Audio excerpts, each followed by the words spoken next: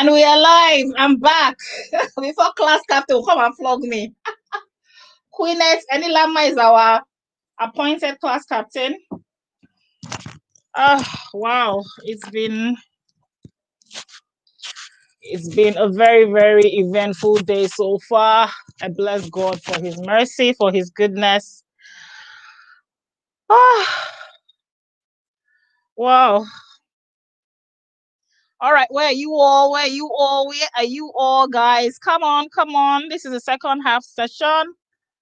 We have Nathaniel Adekoke will be joining us in a bit. I've sent him the link. Whew. Oh, wow. Okay, where are my people? I'm trying to send the link. You know how you people can be. People will need prompting now. Let me go and send link to everybody. Oh, to be honest, I'm tired. Like, it's been a long and a fantastic day. Yes. Come on, guys. I'm waiting for you guys to come on and then we'll kick it off. Our next speaker, the single dad. All you women, you have been waiting. Oh yes, Nathaniel is already at the back end. I can see his face down here. I'm waiting for more people to join in. And then we'll kick it off. He's also adjusting himself. I'm waiting for more people to join in. Oh, it is well.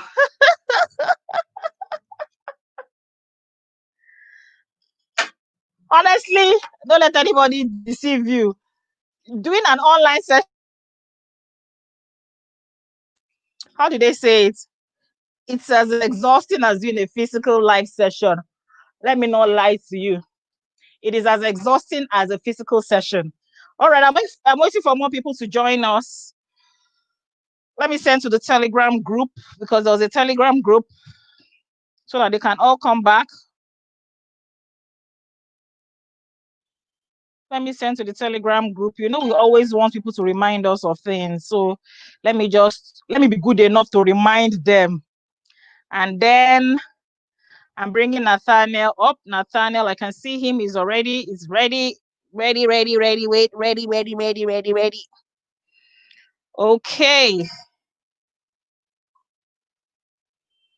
All right. I've done my bit for national. Okay, I'm going to bring Nathaniel up in a bit. Let me open my notes. Welcome back, guys.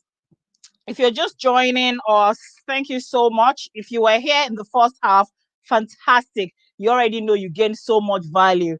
So as you are joining me now,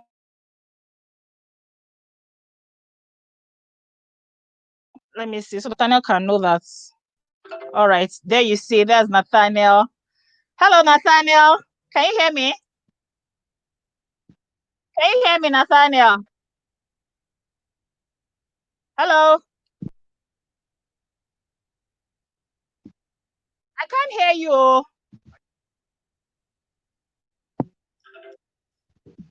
Hello? Okay, people are here. Can you hear me?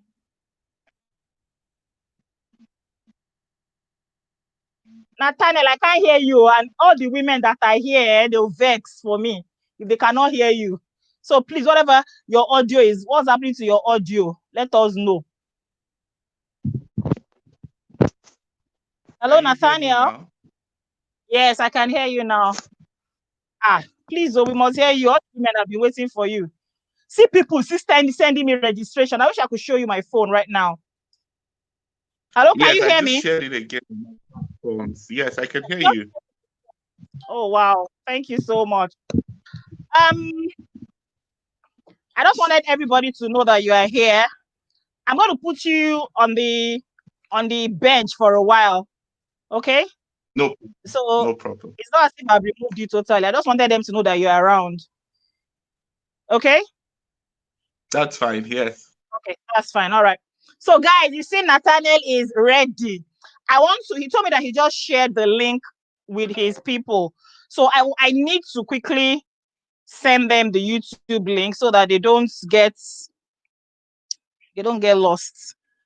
Nathaniel is cool like that. Since last night, he has been sharing on it. Every time he shares, I'll just get people who just send message. Please, I want to register. I want to register. So let me just quickly respond to them, and then we can go ahead. Yeah, I think I've tried for. Hey, numbers are just coming in. No battle. I think I've tried for the national. All right. So yeah, thank you. Please keep coming, keep coming, keep coming. Thank you so much. If you're just joining, let me reintroduce myself. My name is Bimbo Olasokwe, aka Auntie Bimbo, aka La Bims. I'm a banker turned media personality, a certified life coach, a family life practitioner.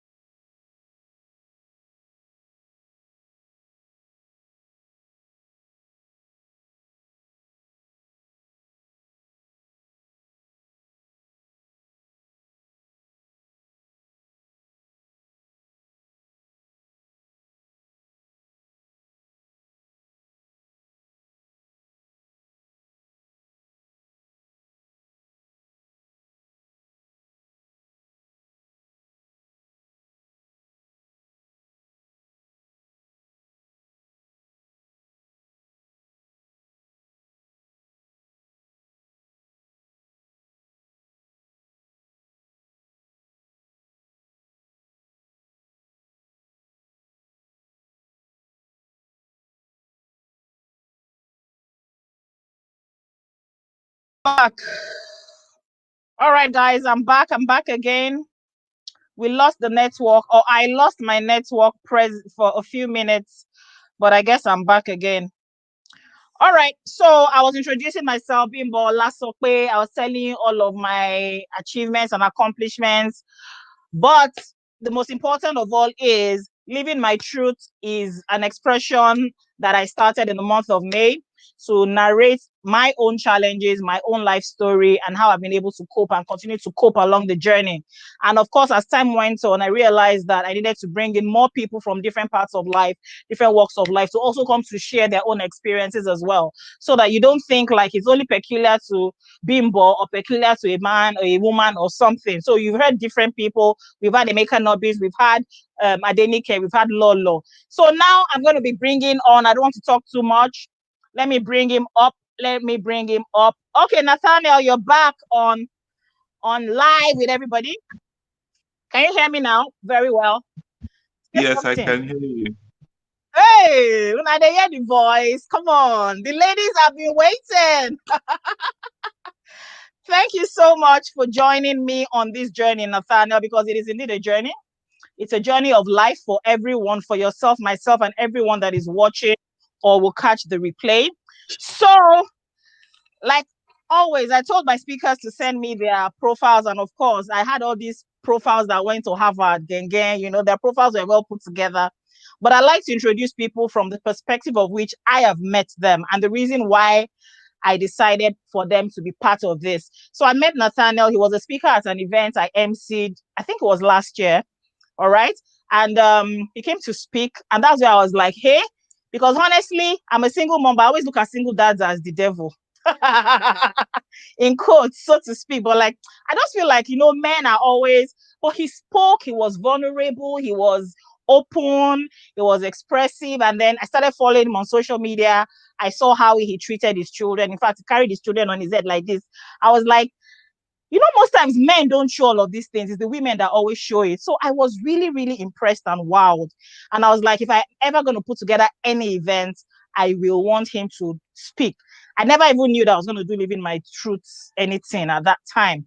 And thank God this came up. So Nathaniel, has a lot of, is a management consultant, by the way.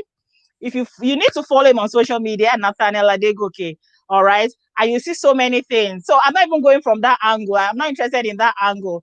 That one is packaging angle. I'm interested in the fact that he's a single dad that loves his children so much and he goes the extra mile, at least from what I see and what I know, for the children. So Nathaniel is going to be speaking to us today about how to succeed despite heartbreak, pain, and loneliness. These are emotions that we always feel, attached to women. Now, Nathaniel is going to be talking to us from a male perspective. So I want you to sit back, bring out your writing materials. Even me, see, I've been writing, So bring out your writing materials because it's going to be dropping it like it's hot. So Nathaniel, over to you. Thank you so much, Bimbo. Thank you for having me. I'm super, super excited to be here. So when you told me to do this with you, I didn't have to think or pray about it. I know I was gonna do it, and my response Oh, was yeah. almost immediate. Just to let you Yes. know how excited I am about this, about sharing some of my life's journey and also some of the things that I've learned over the years, and hoping that the things that I've been able to go through and overcome can become somebody else's life's guide. So, yes, let's do this. Welcome, everyone. And Bimbo, there are people who are still trying to register, so please look in the back end and try to bring them Okay, on board. I will do Let me that also right away. let me also ask this. How many minutes do I have and when is this supposed to end? This is Yes. 12 past 5. Yeah, your session is supposed to end by 5:45, but because I've taken like 10 minutes, so it will end by 5:55. Okay. So this is Yes. how it's gonna go, guys. I'm gonna try and talk to you very briefly, but then I would want you to ask me questions because I Yeah. think learning happens best in the atmosphere of questions and answers. So yes, let's get right down to it. So I'm supposed to talk about succeeding despite adversity and overcoming life's challenges and loneliness. And trust me, if there is a degree to be earned in that department, I think I qualify to earn that degree. So let's talk about it very quickly. First and foremost, let me establish this. There is nothing that you're going through for such as is common to man. Hmm. So people tend to look at, oh, I'm suffering, or my life is about to end, or things are not working, oh, heaven is about to drop. And the first thing the enemy tries to whisper to your ears is that your situation is peculiar. Trust me, it is not.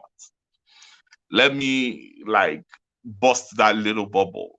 Whatever it is that you're going through, that you're dealing with, there are people that have it way worse. There are people's life, if you have to measure it side by side, yours is a lot worse than you have it. I love scriptures. So some of the things I'm going to be talking about, you will see me make references to scriptures, but it's just what it is.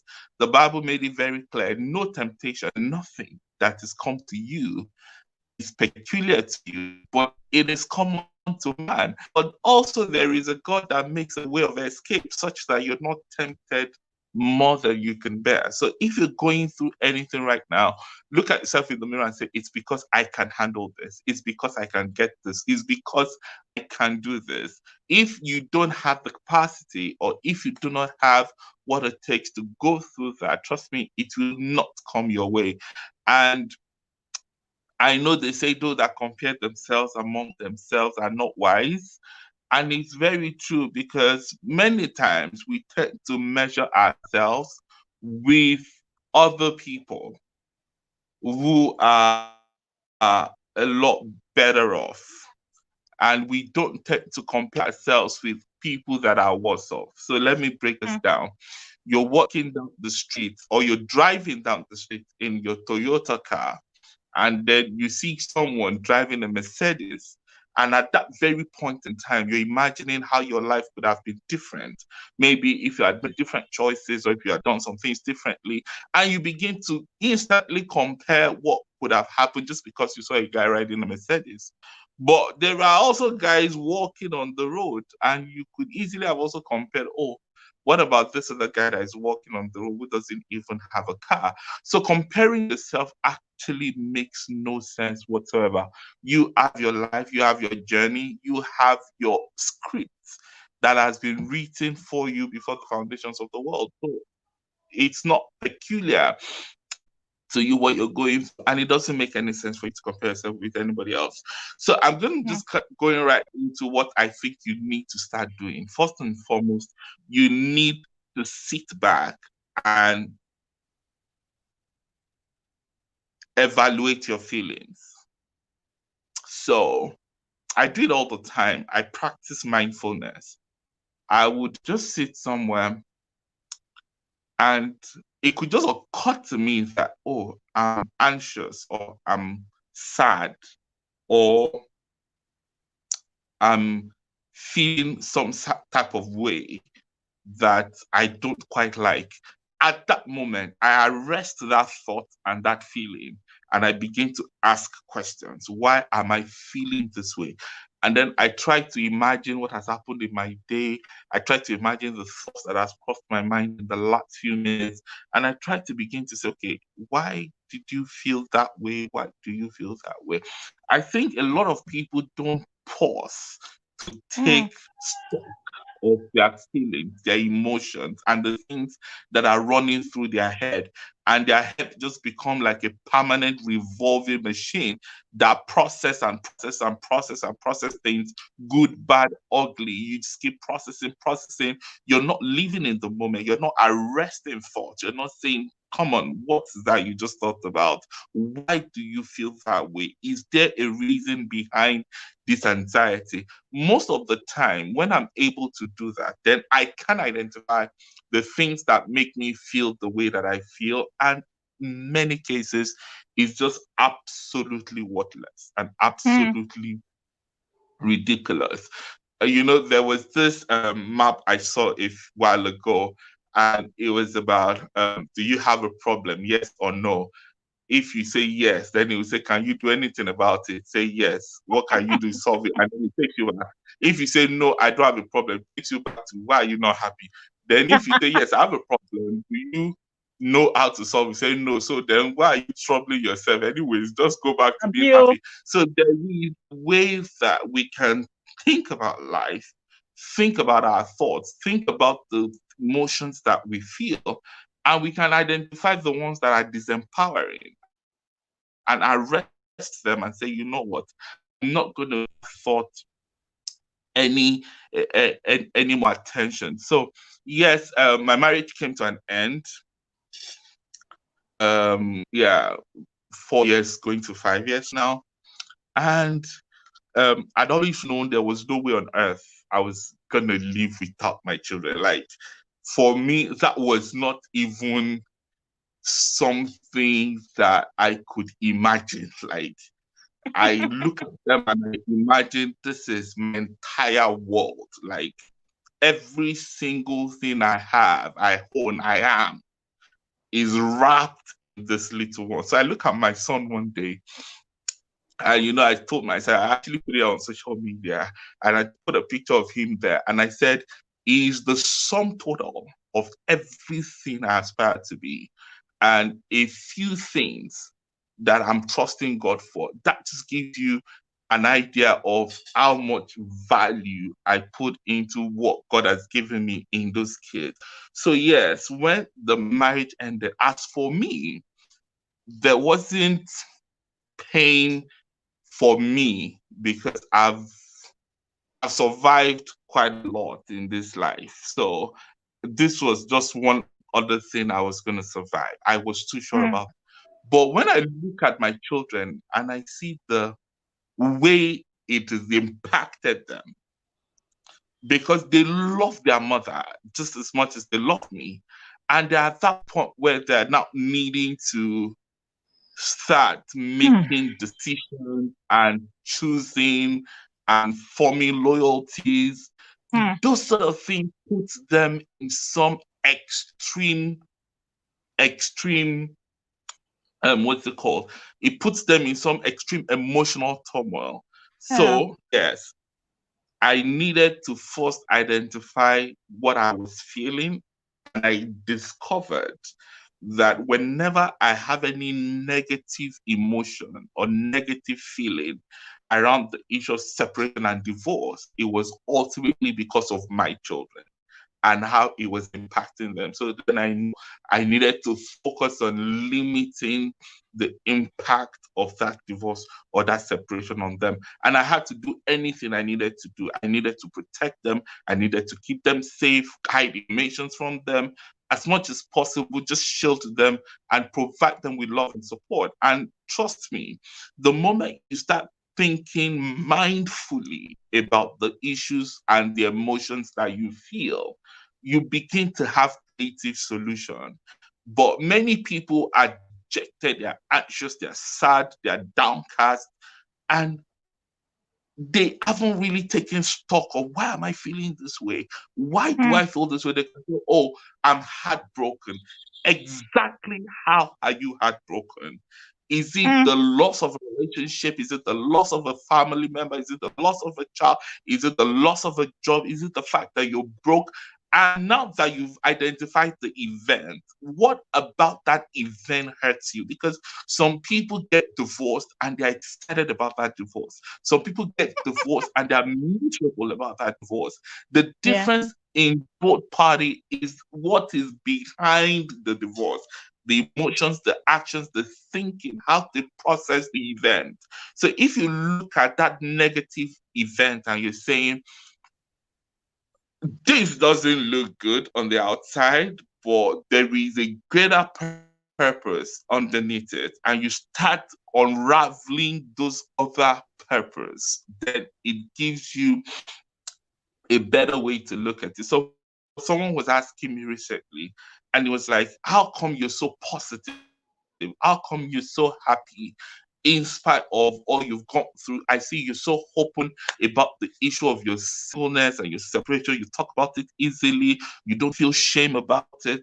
And I said to them, okay, the only reason why we feel shame or fear or a certain negative emotion about something we have lost is because we truly do not believe the fact that it's for the better.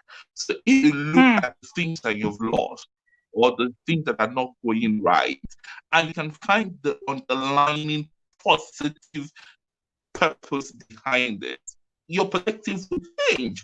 So I told someone, you're walking on the street and then you lost 1,000 naira, but you are certain, 100% certain that 1,000,000 naira is coming your way tomorrow. You will not feel as sad about the 1,000 naira you have lost if you're compared with someone who does not have the hope of 1,000,000 naira coming tomorrow. So the difference is how you process your loss, your pain, and the difference in between understanding of why it happened, the purpose it is, and of course what you've learned. So the second point is like feel your feeling. It's okay to be angry. It's okay to be sad. It's okay to feel disappointed. It's absolutely okay. But you know what is not okay? What's not okay is to stay in that position and mm, allow future decisions be guided by that past. mm, So tomorrow, if I decide to date again, I'm not dating because I'm trying to avoid a particular type of person. I'm dating because I am believing that my future still deserves a loving, happy mm. marriage. And I don't look at what I've been through as a manual. I don't look at what I've Wow. been through as how I will respond to the future. So feel your feeling. It's absolutely okay to feel your feelings, but don't let that feelings guide your decisions. Don't let that feeling influence your action. The third thing I'm going to say is remember the biggest battle is in your mind. The things that you think, the way you process things, that's where the biggest fight is. Trust me. I remember someone coming up to me and saying, um, why are you always so pumped, so positive? Like, it was as if nothing really ever happened. If you know me then and you know me now, you probably would notice that, okay, my perspective to life has shifted significantly, trust me. But in terms of my contentment level, in terms of my joy level, in terms of my willingness to take on the world and my belief in myself, my drive, trust me, nothing has changed. And the only difference is because I've been able to win the war in my head. So you look at yourself in the mirror and you're like, you know what? I'm fat, I'm ugly, I'm unlovable. I can't even hold a marriage, I can't hold a job, I can't even be a good parent, I'm not loved. When you speak those negative words to yourself, I blame you, I don't judge you, because those are the realities in your mind. So Mm. the solution is not to stop saying that. The solution is to say empowering the other part of the battle. Because for there to be a war, there are two sides, right? When Yeah. we give constant attention to the negative side and we keep verbalizing some of those mental onslaught, we're not going to go anywhere. So when you look at yourself in the mirror, you say, oh my God, you are to die for. My God, you're brilliant. Oh my God, you're gorgeous. One day I looked at myself, I looked at my children, I said, oh my God, Nathaniel, killing this single father thing.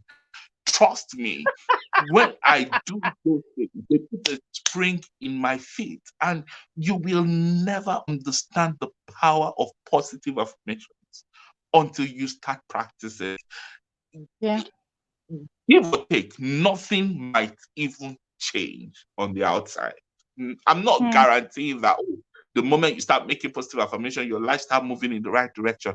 I'm not even gonna make any of that promises. But you know what promise I can make is that the moment you start making those positive affirmations, you're empowering the positive side that is fighting in your head. Mm. And when that part constantly keeps being empowered, even if the outside still looks dramatic and chaotic, the inside is at peace. And that is all that matters.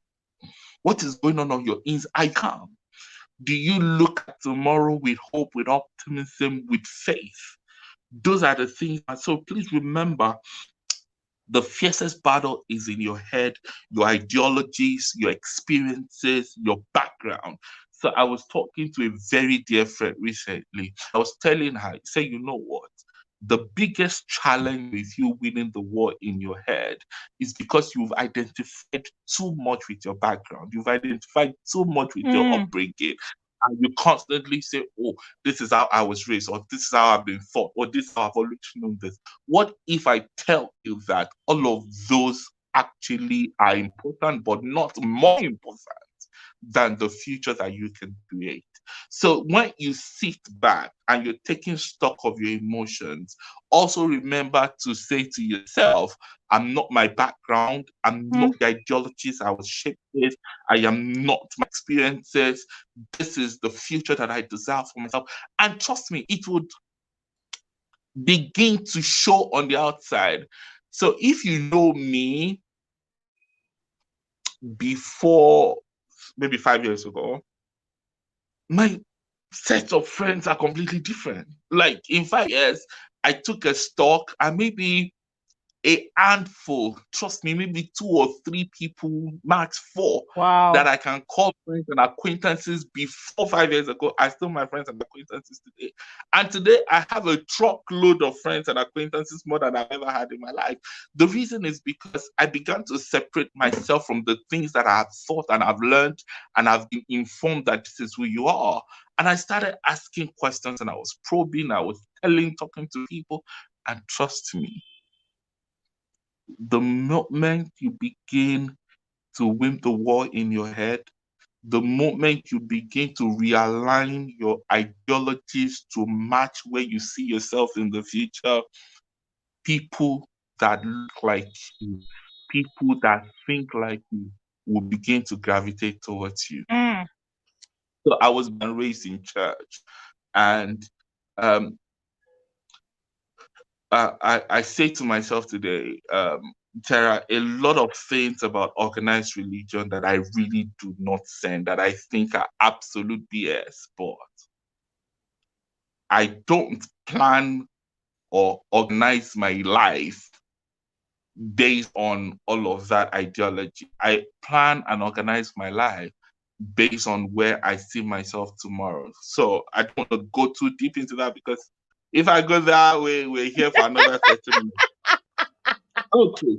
So number 4 thing, ask for help. Mm. This is tricky because you don't even know who to ask sometimes. And if you needed to talk to someone professional, it might be something or expensive. It's not everybody that can afford that. So, excuse me, what I'm going to say is that um, wherever you need to go, whatever you need to do to get the help that you need, look for it. So if you look at my bedside, I have like tons of books, and I go on Google and I research a topic. So I remember there was a time I was really dealing with vulnerability. And I remember that after having like this kind of session, like the one I'm having with people and you guys now, I would go and withdraw into a shell because I'm like, oh, Nathaniel, you just overshared. You've just talked too much about yourself. You know? And I started understanding the power of shame and vulnerability from the angle of me arresting my thoughts. I'm like, what are you feeling right now? And I discovered that sometimes I was just feeling shame. And sometimes I felt like I was being too vulnerable. And I started researching that topic, and then I stumbled on Brené Brown. Guess what? I went on YouTube and I watched every single video of Brené Brown. Wow. I went on Amazon, I bought every single book on Brené Brown. I mark and mark and mark and mark. I read again. And today, if I'm talking and I'm like, you know what, middle finger, all of you, I don't care. This is my life.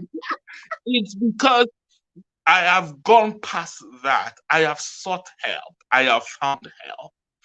And I discovered that shame, fear, and all these negative emotions, they are weapons. Mm. And sometimes you don't have the kind of tool you need in your arsenal to fight them. You need to ask people to help you. So you need to find the right help. Sometimes, if you can afford a therapist, look for materials online. There are tons of material. Invest in that mental health. Invest in your emotion. Think about, how am I going to move past this phase, and say, who can help me move past this phase? Thank God I can afford a therapist. So I have 2 therapists on my speed dial. And I tell my friend, she's probably watching that, I'm not mad, but see, there are once in a while, I know I'm in a funk. I just need to talk to someone and say, oh, guy, it be like, say, this thing, they work today, and then they calm me down, they talk to me, they help me analyze what I'm going through. So I think you may need to ask for help, and that help is available all around you. You just need to be open-minded and look for it. Some people will say, you don't know who is right to talk to, or hey, some people would help. And that concern is valid. That there are a lot of people that are not equipped to advise you. There are a lot of people that are not equipped to show you the way. You also need to look at the person you're talking to and the kind of fruits that they have in their own life. Mm. I'll keep referencing the Bible. I was born and raised in the church. Forgive me. By their fruits, you will know them. By the kind of results they have, by the joy level they themselves carry, you will know them. You can't go and be asking a bitter person for advice, somebody that thinks the whole world is against them and that their life is about to end. Those are the same people you are now going for to talk to about your own problem. They will complicate matters. I know there was one day, so there is this lady, let me gossip with you guys. Okay, so this is a gossip. Don't tell anyone.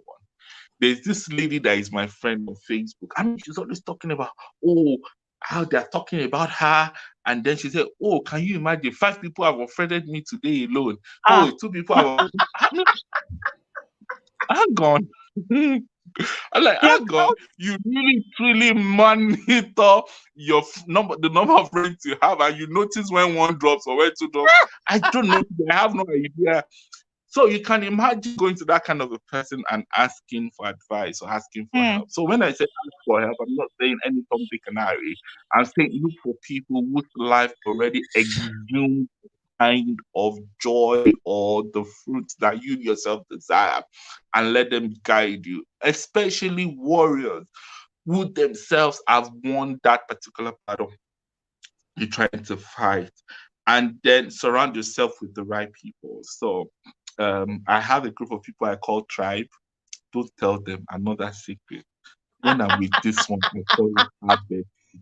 When I'm with that one, I call her bestie. All of them, their they're your nickname bestie. is bestie. One day, one of them now overheard me call. I say, so I'm not the only one that is bestie. How many bestie are we? How Let many me know bestie? in this bestie. Okay, so I just said that to say it's important for you to have your tribe. Have your tribe. These are the people that you know that when you close your eyes, they have your back. Even when you're wrong, they will fight tooth and nail and defend you outside. You guys can enter inside and do not tell you, but you know that what you did out there is absolute You fumble. nonsense. You know, when behind closed door they speak truth to your face, they they correct you, they uphold your hand. But outside, you can be sure that they have your back.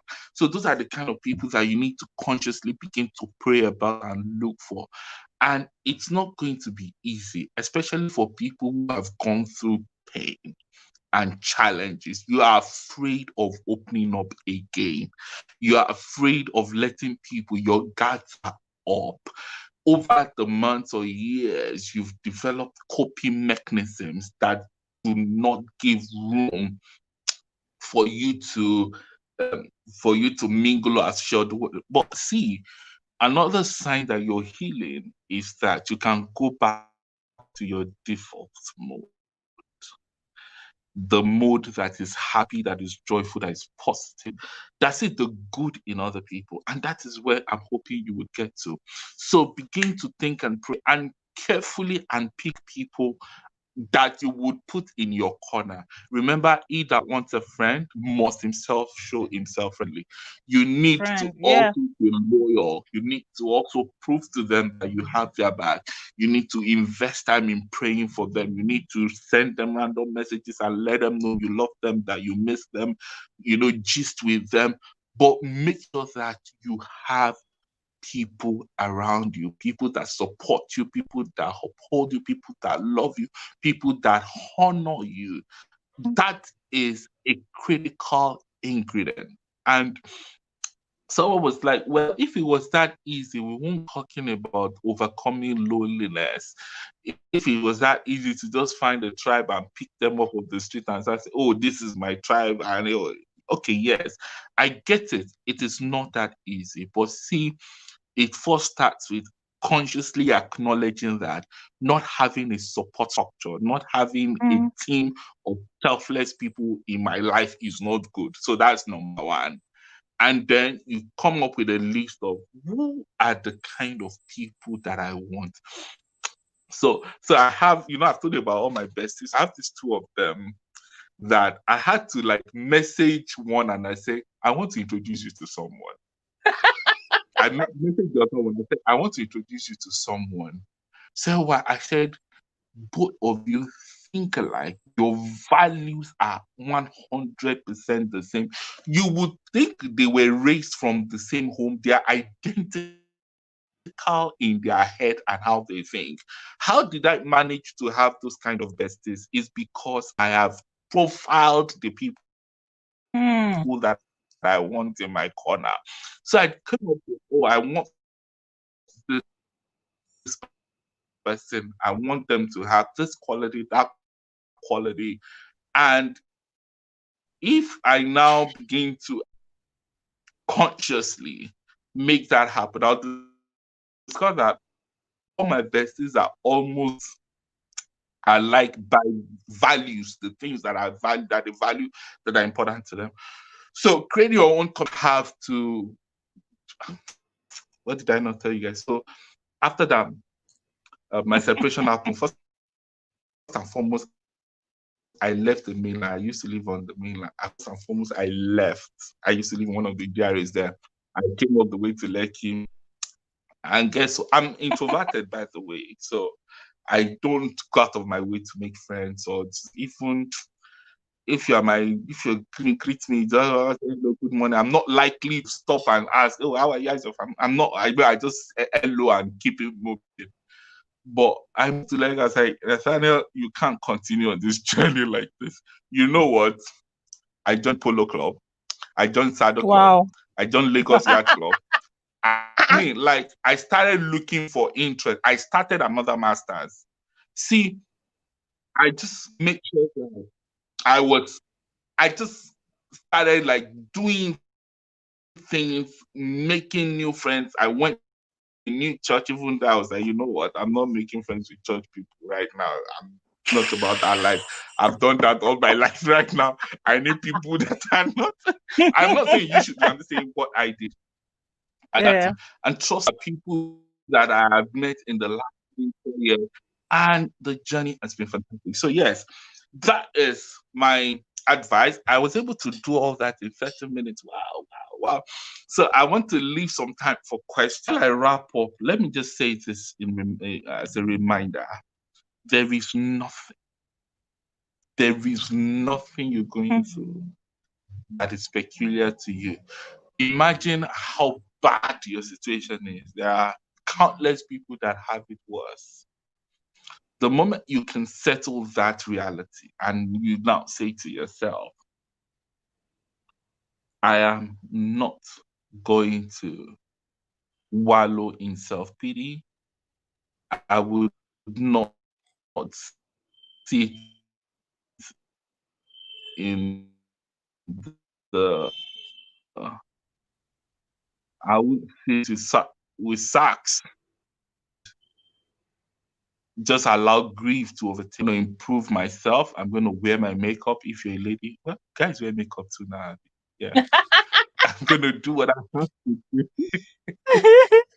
But trust me, what's before you is way, way better than what is behind.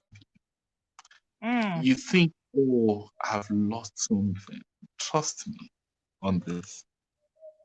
What is before you is way behind you. Yes, sir. Look at the story of that young man, Joseph, who was betrayed by his own siblings. Mm. He was thrown in a well to die.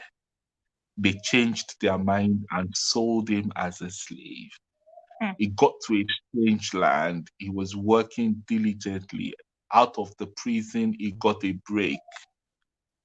And then that break ended up being another problem because a woman could not keep her eyes off him. And It then was he too hot. went back to a worse prison. And you can look at that journey. I mean, this was a young man, and all his life has been one turmoil, one heartbreak, one disappointment, one trauma or the other. And somehow, he came out. He became a prime minister. And you know why I like this story? He forgave his siblings. He Mm. even gave them property, settled them in a wealthy place. But that's not where I'm going. He had two sons, Ephraim and Manasseh. He named Ephraim because he said, God has made me forgotten all my trouble, Mm. all my trouble. He named the other one Manasseh. He said, and God has now brought me into a wealthy place. I dare say that your access to that better thing that I told you is way ahead of you comes from a place of letting go of whatever thing that you think you have lost or whatever pain that you think you have felt. Hmm. The more you dwell on that pain, the more you dwell on that trauma, the more you dwell on that loss, the more you build barriers and barricades to your wealthy place. So, Ephraim and Manasseh, there first needs to be a forgetting of that negative past for there to be a welcoming into of a wealthy place. Thank you guys for having me.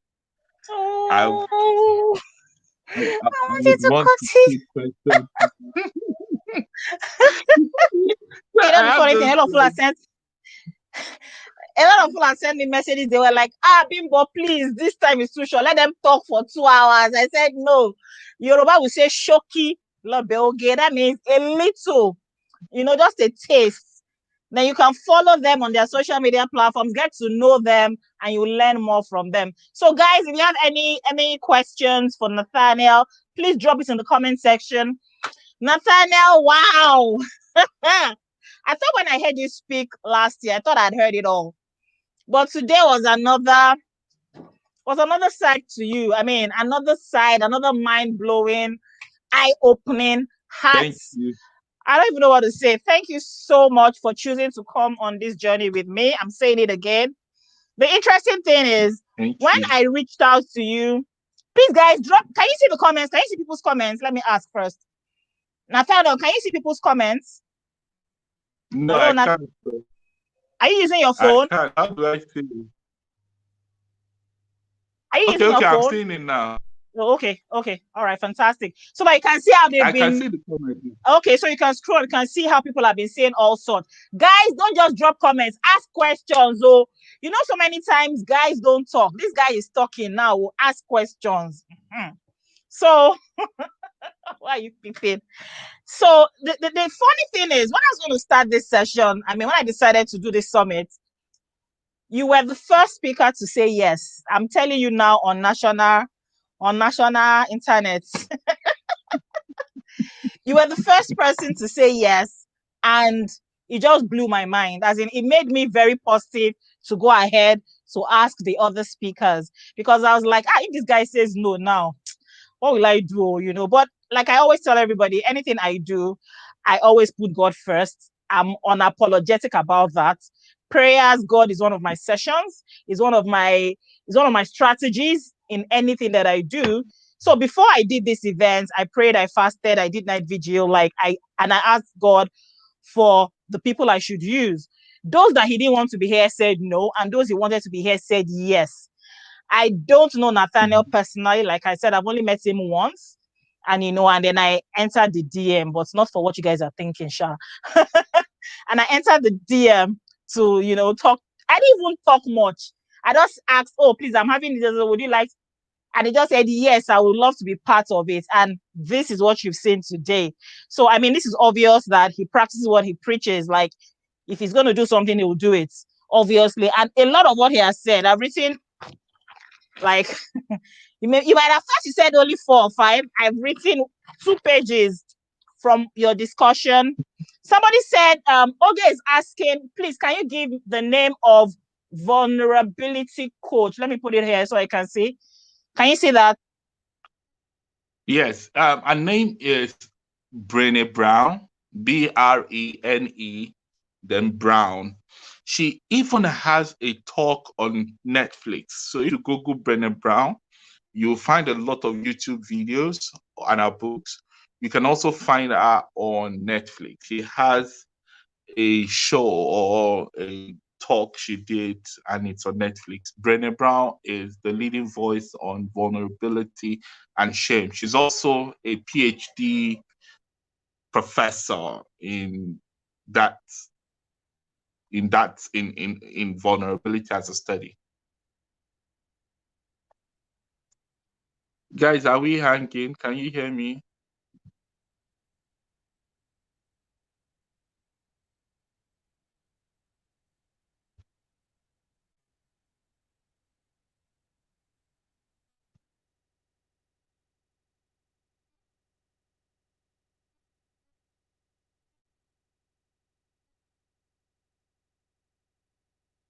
Hello. I think we lost Bimbo, but I can still see the chat, so I can still answer your questions if you have any.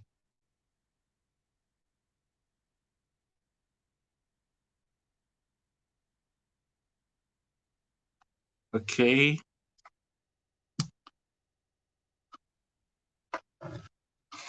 Somebody was talking about making the circle small, and yes, I would agree.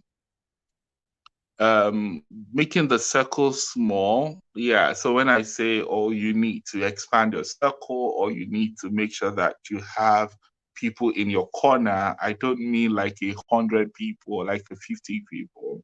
You just need to make sure that you have. So I used to use the Jesus's example. So Jesus had 12 disciples, right? But he had three that were like in his inner circle: Peter, James, and John.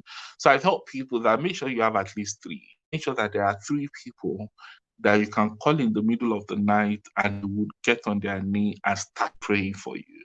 Make sure that there are people that you can talk to and you would not be threatened that what I've shared with this person can become a subject for social media conversation or something like that.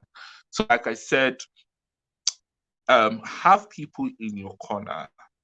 You also need to extend the same loyalty, but let them know that it's a covenant. So, last night, actually, I sent a message to one of the people in my corner. And we've not spoken for like 2 weeks or something like that. But I sent that message, and then the response came. I was like, "Well, I just finished praying for you. I just thought about you, and this is a confirmation that God has answered my prayer. You've been on my mind too." And then we caught up, and then we laughed and laughed and talked and talked and talked and talked and talked. You need people like that. People like that. You need support system. Um. Any other question? I have been struggling with oversharing and shame. Your story just gave me a life, guys. Thank you, Ogedara, for that comment. Shame is a weapon that a lot of people use. People who do not understand your journey, people who do not know what it is that God is trying to do or achieve in your life. And they think that the moment they can make you ashamed, they can shut you down. And sometimes the shame is not even coming from outside, the shame is coming from inside. Nobody is putting you in that position where you should be ashamed, but your conditioning, your programming over the years automatically makes you think you should be ashamed of yourself. And that begins to impact on how you think or feel or even relate with the world going forward. So I'm going to say this. Yes, I'm back. shame is evil. Shame is not something to be proud of. Welcome back. So I just was continuing with the Oh, comment and I was fantastic, trying to fantastic, engage. fantastic. Yes. Do we have any more questions? Is our time up? Any more questions? Nathaniel's time is even. He has like 1 minute left. What do you look out for in determining who to ask for help? Have you answered that?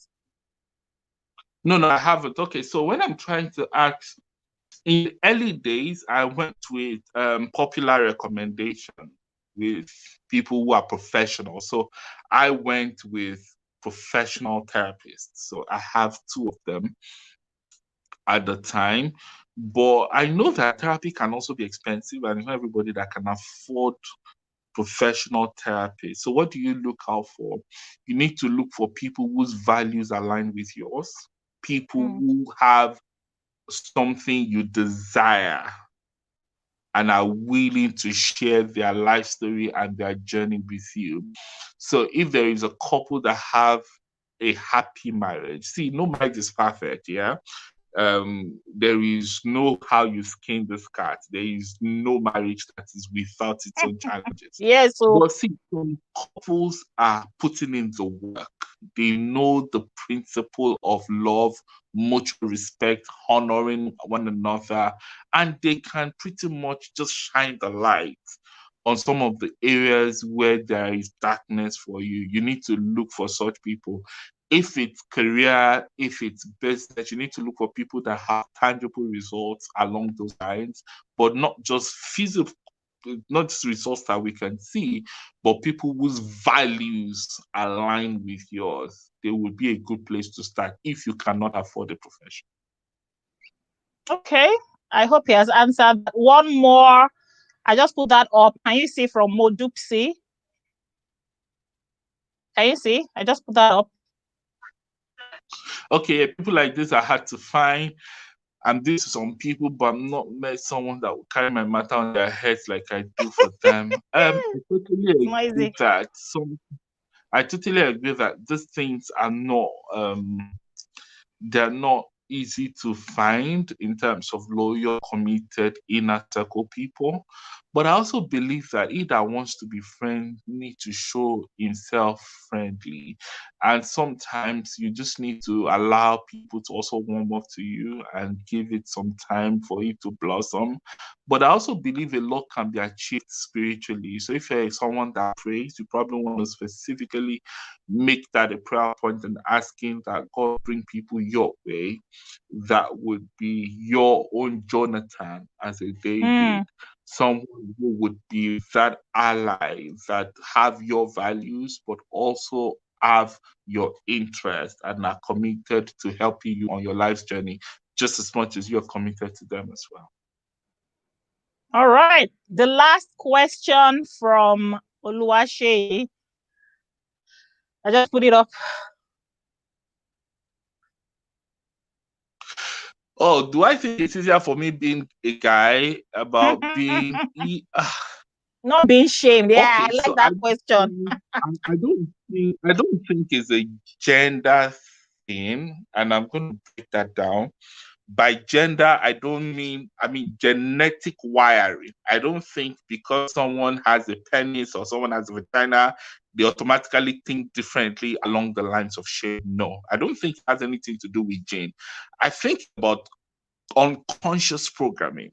So we've been raised in a society that makes the man that, okay, so if a man is being assertive, they call him strong and they call him a go-getter. If it's a woman, they call her a bitch. So you need to understand that if a man is able to express himself more easily, it's not because of gene, it's simply because of conditioning and programming that we've received growing up.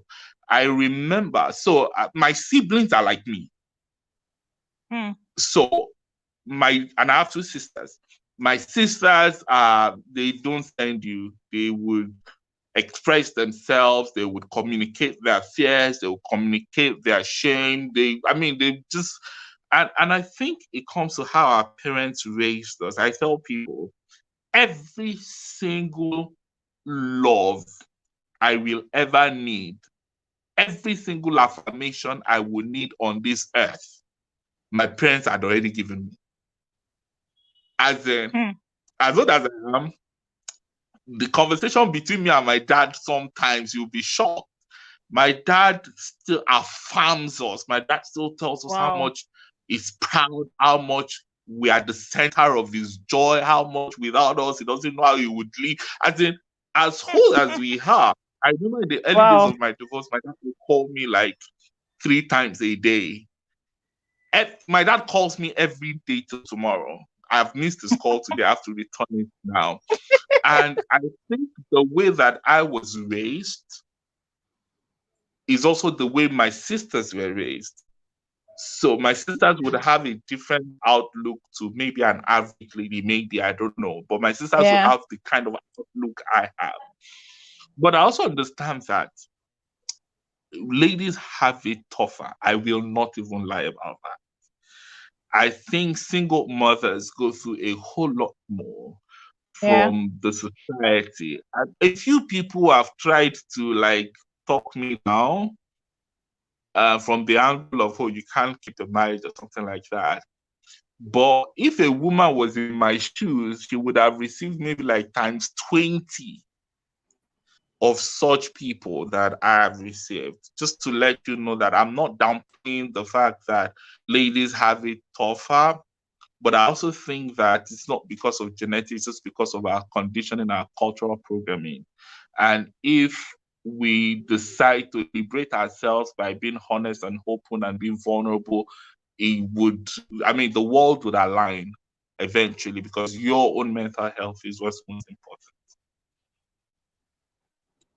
Wow. Okay. Thank you so much, Nathaniel. Wow. I should have given you 2 hours. But unfortunately, the next speaker is already waiting on the back end. I want to say a very big thank you. Thank you for being you. Thank you for coming on this platform to share of yourself. Let Thank us you for know having me. where people can reach out to you. Your social media handle, Nathaniel Adegoke, right? Yes, so I'm Nathaniel Adegoke on Facebook. I'm Nathaniel Adegoke on Instagram. Instagram is the best, but What yeah, happened some on people like Facebook? It used to be Facebook. I go Otumba to Love. What happened to Otumba Love? I mean, Facebook. I wasn't using my real name, so they banned that account. I had to open one with my real name. So Nathaniel Oh, Adegoke, okay. LinkedIn, Instagram, Facebook, Twitter Okay. is Goke Nathaniel. All right. Please go through, since you can see the comments, please go through the comments. A lot of people are still writing stuff about you. All right. So please go through the comments. You guys have heard it. You can follow Nathaniel, reach out to him, and all Thank of you that. guys. Thank you guys. I'm glad I could share Single this with ladies, you can you. shoot your shot. So can I'm we, the single happy ladies, shoot to. our shots? Can we shoot our shots? Me too, I'm I'm currently single. dating. Eh? I'm dating right now. Oh my God. So you're not single. No, you're No, single until I'm you not marry again. single. Please, let us all try. All right. Thank you so much, Nathaniel. I have to let you go now. God bless you. Thank I you. appreciate you. God bless you. Thank I'll still you. reach out to you later. Fantastic. What? What? My next speaker is already on ground. Let me bring her up. Where did she go? The next speaker is Mrs. Abiola Shegun Williams. She's an actor, director. You will remember her from Tinsel. That's where I knew her from. Let me tell you once, I've only spoken to her once, and I spoke to her once 7 years ago. Let me bring her up, Steph, so that. Hello, ma'am. How you doing? Can you Very hear well, me? thank you. And you? I'm very well too. You're welcome. It's super duper, interesting and amazing to have you on this platform. Now, I'm just telling everyone about how I reached out to you. I spoke to her. I think about 7 years ago, where I had an interview with her. Then I just started out on radio, and I had an interview with I call her Auntie Biola. Is that okay to call you Auntie Biola, ma? Is it okay to call you that? On this platform, you can call me whatever you feel comfortable with. That's what me I'm comfortable with. I'm a proper Yoruba girl. So yes, Titi Kabesio of Teen. So people are already they're already writing about you in the comment section. Oh, So that's really? when I met Auntie Bella. That was 7 years ago. And then after that, I kept her number, Sha. And of course, life happened. So when I was praying and looking for who to call, bring on board, I had a list of people I wanted. That's the truth. But social media, my internet is trying to act up again, but it's well. And I just came across her post where she posted up about, she wrote that she was going through a skin condition called scleroderma. And then she wrote something about herself. I put up that post on my page, I think last week, where she wrote about, she was so open and vulnerable about it, about how some people, because the condition gave her some skin reactions and all, and how people, try to talk her down, make her feel ashamed. People said they've been waiting for you. And I was shocked at the way she was vulnerable. I mean, this is somebody that we hold on high pedestal. Her English can kill somebody. Like, if I want to speak correctly, I have to go to Auntie Biola's page and just watch a video. And I don't know how to pronounce a particular word. She's that good.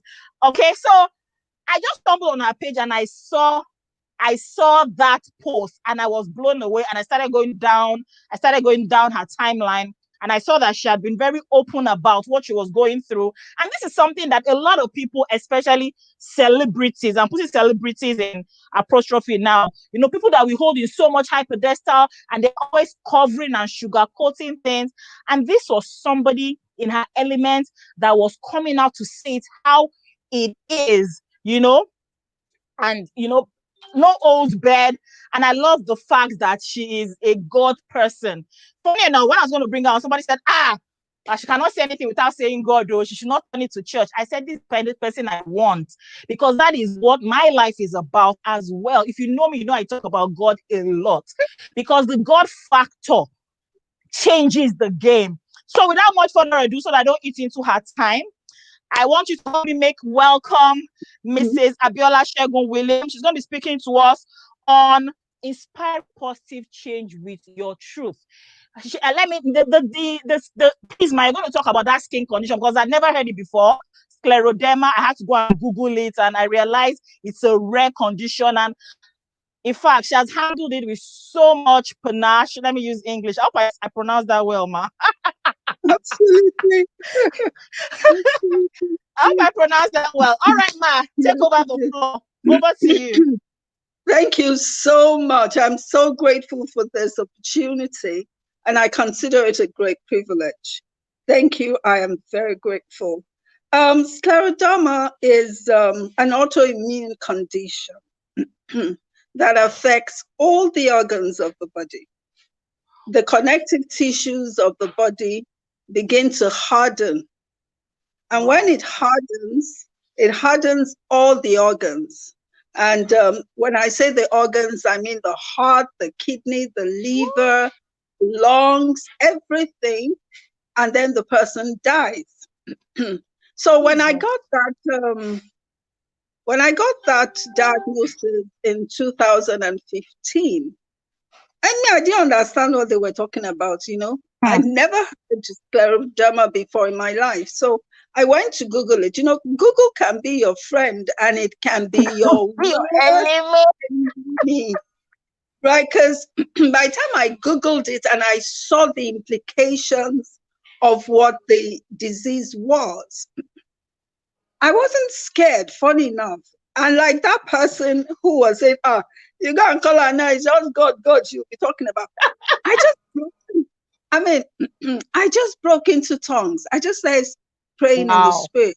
I was not afraid. What I said was, last, I will die.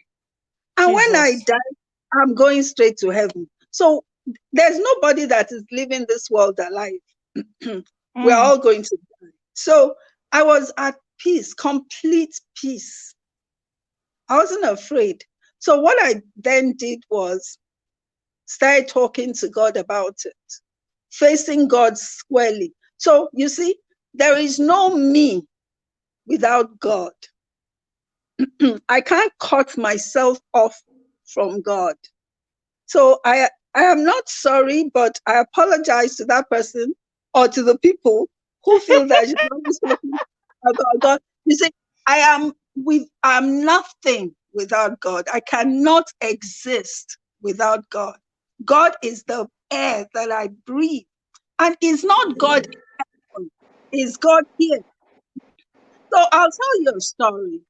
The reason why scleroderma was not a threat, and is not a threat to me, is because of the personality that God gave me from get-go.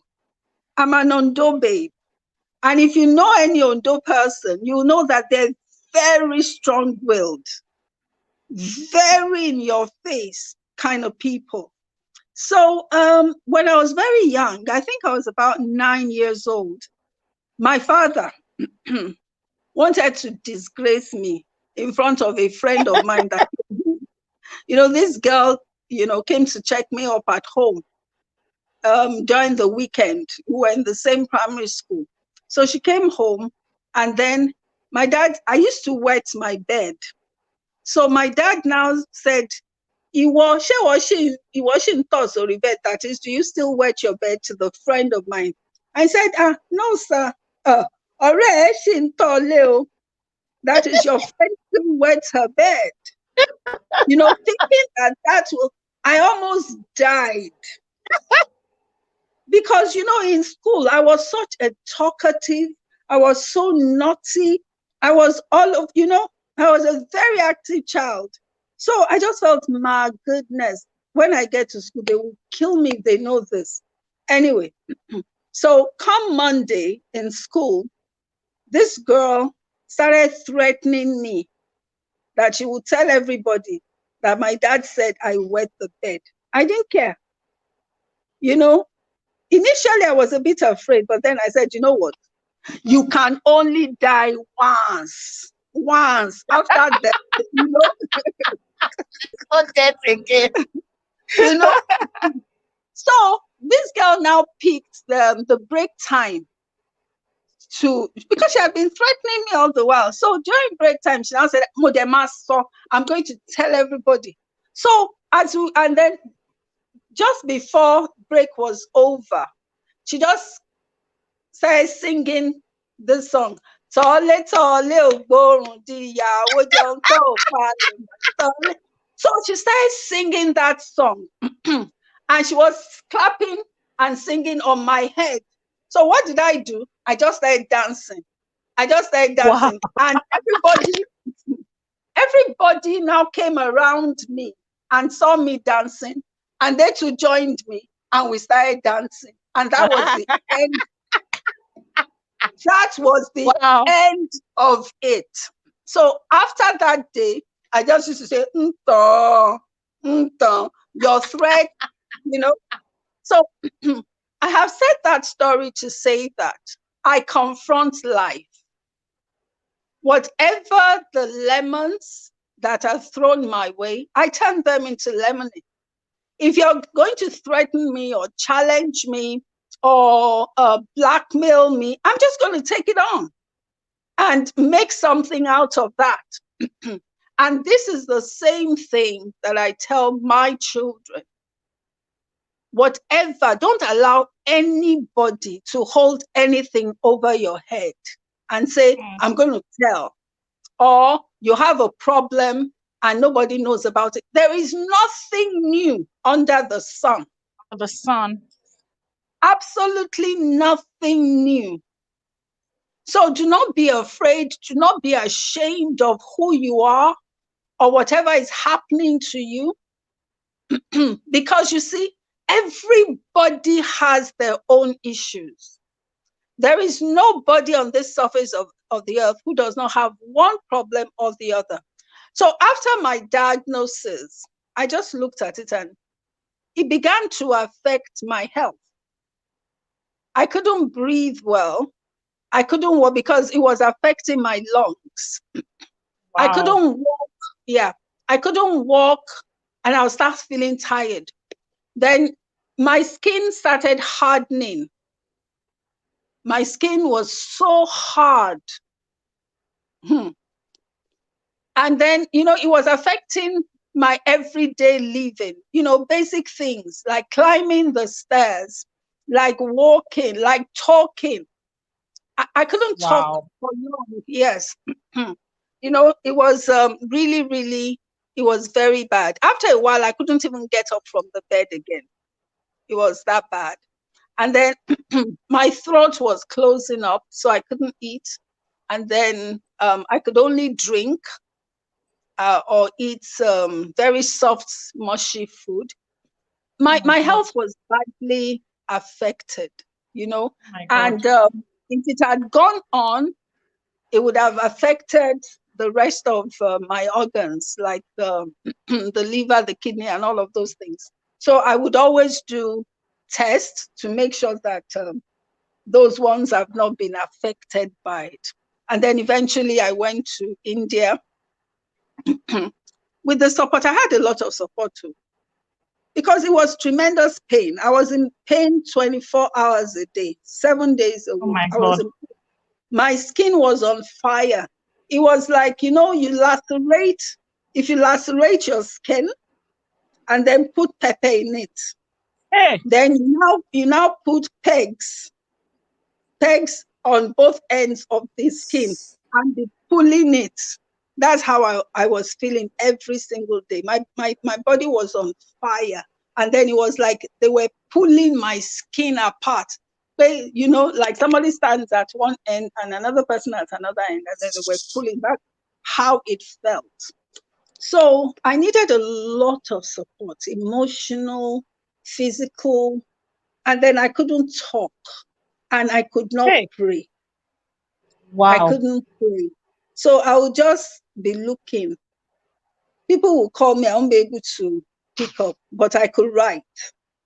So I would write, I would chat, and people wouldn't know because I wasn't talking to people. Like nobody knew what I was going through, you know.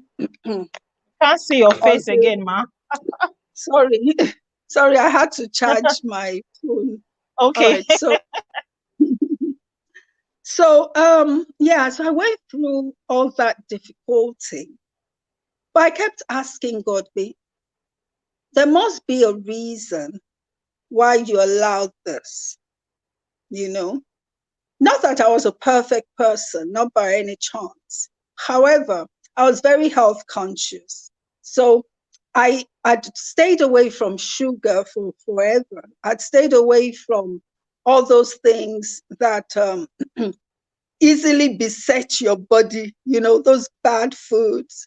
And so I didn't think there was any reason in the world why I have, you know, such a terrible disease. However, by the time I was going through it, I realized, you know, this scripture that says that Jesus Christ suffered, he suffered and learned obedience by the things that he suffered. Jesus Christ learned obedience by the things that he suffered.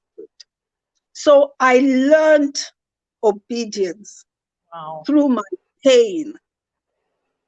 I learned so many things because then it was me, myself, and God all of the time. And so in my heart, I was talking to God.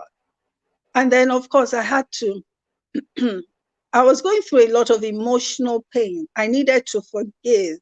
I needed to release myself from a lot of resentment and things that I had held in my heart that I didn't know was there. But God took time to show me because there was nowhere I was going now. You know? So God was showing me all those things. And then I realized, Bimbo, that there is nothing to this world. Well, if you enter my wardrobe, there are clothes, because I love clothes, shoes, but they were all there. I hadn't worn them in months. So I thought, if I died now, what would happen? All these things, they're all material things that they fade, they rust. I haven't worn them for God knows how long, right? So I began to detach myself more and more from the world, more and more from physical things. There was a time during the sickness, I had to go out to the bookshop to get something for my daughter, and she was there as well. And whilst I was at the bookshop, there was a lady, she was just staring at me because my body entirely was filled with discolorations. I looked like somebody who was burnt. So she was just looking at me, staring at me. Me too, I said back, I said, excuse me. And she now said, sorry, ma. I said, no, it's okay. But however, stop staring. It's rude. So she apologized. But I refused to allow that to shake me or deter me. There was one day in church, the pastor was saying that hold the hands of the person next to you and say something. Now, I don't know if people can see my hands, but you can see there's a lot of discoloration. Let me show you the other one. Can you see it? Okay, but it was a lot more than this. It was all over my hands. I looked like, do you know if somebody has epilepsy and they now have funny stuff on their hands. So the lady could not hold my hands because she Wow. was like, and you could see it from her face. Ọlọ́run ló mọ nǹkan tó wà lára ilé nísìnyí, mi ò lè yan kankan mọ́. I'll interpret that. God knows what's on this one's body. I'm not holding her hand, so I could see it on her face. And I said that day, I said, Father, one day I'll have the opportunity to testify and be able to say, you raised me and you healed me, and I'll be an example and a testimony for other people. So as a result of scleroderma, I was able to reach out to so many people who have the disease. It's a rare disease. So if anybody has it and you tag scleroderma, you will see people coming out of the cracks to say, oh, I read about you. Oh, my sister has scleroderma. People got in touch with me from different parts of the world, people who had scleroderma. And they were saying, please, how are you dealing with it? This is an excruciating disease. Terrible. So people were coming out of the woodworks to ask me, so I was there. I became available. I became a counselor because I could identify their pain. I could identify with them. I could sympathize and I could empathize with what they were going through, because nobody really knows it except the person that is going through it. So God has used me in that. So I understand why he will allow such a thing to happen to me, so that by the things that I have gone through, I can comfort other people. By the things that I have been through, I can comfort them. I can console them, right? I can identify. You see, when somebody is ill, you may not have the answer for them. You may not have what will make them better. But by just identifying with them, by being able to empathize and say, you know what, I understand exactly how you feel, and be able to say, oh, is this how you feel it? Is this how you feel it? I know because I have felt it too, right? And God will allow you to go through that pain to make you human. You realize that, you know what, I am just a human being. I have I have become even more humble than I ever thought I was. And, maybe I wasn't even humble at all. Maybe what I had was an appearance of it. But now I know that I am nothing without God. That's why I started with that. I am absolute, as in zilch, without God. So I had an experience recently where I had just done a play. And this thing affected me. I couldn't work for a long time, which means that it also affected my finances. But God was always providing for me, one way or another. Now I work, but not as I should. I still don't work as regularly as I'd love to, or as I should, to make a regular income. But every time I have the opportunity to, I'm very grateful. One of the things that the disease did in affecting me was my tear ducts. It dried up, and I couldn't cry. No matter what is happening, water won't drop. I'll be crying, but no tears. So recently I was in so much pain, emotional. I was so about what happened, the young people that were killed. That thing pained me, still paining me. I felt so bad. I was crying, but tears were not coming out. And that in itself was very frustrating. So I remember once, it was on the set of Battleground. I was meant to be very emotional. I was in Battleground Final Showdown. So the character was supposed to be sobbing. Hey, Rainbow, mama sub titi. No tears. No tears. Oh my God. But I was Wow. crying. I was crying. I was crying. But the tears were not flowing. So, and typical Niger people now, they were not convinced that, sunkún o. Mo kúkú ń sunkún. Mo dẹ̀ ń sunkún o. But the tears were not coming out. So I've said all of that Wow. to say, this thing has made me even closer to God and more grateful for life. When I see people running, I'll be like, wow, look at people running. Because I couldn't run. People climbing stairs and running as they're going up the stairs. I'll be like, oh, wow.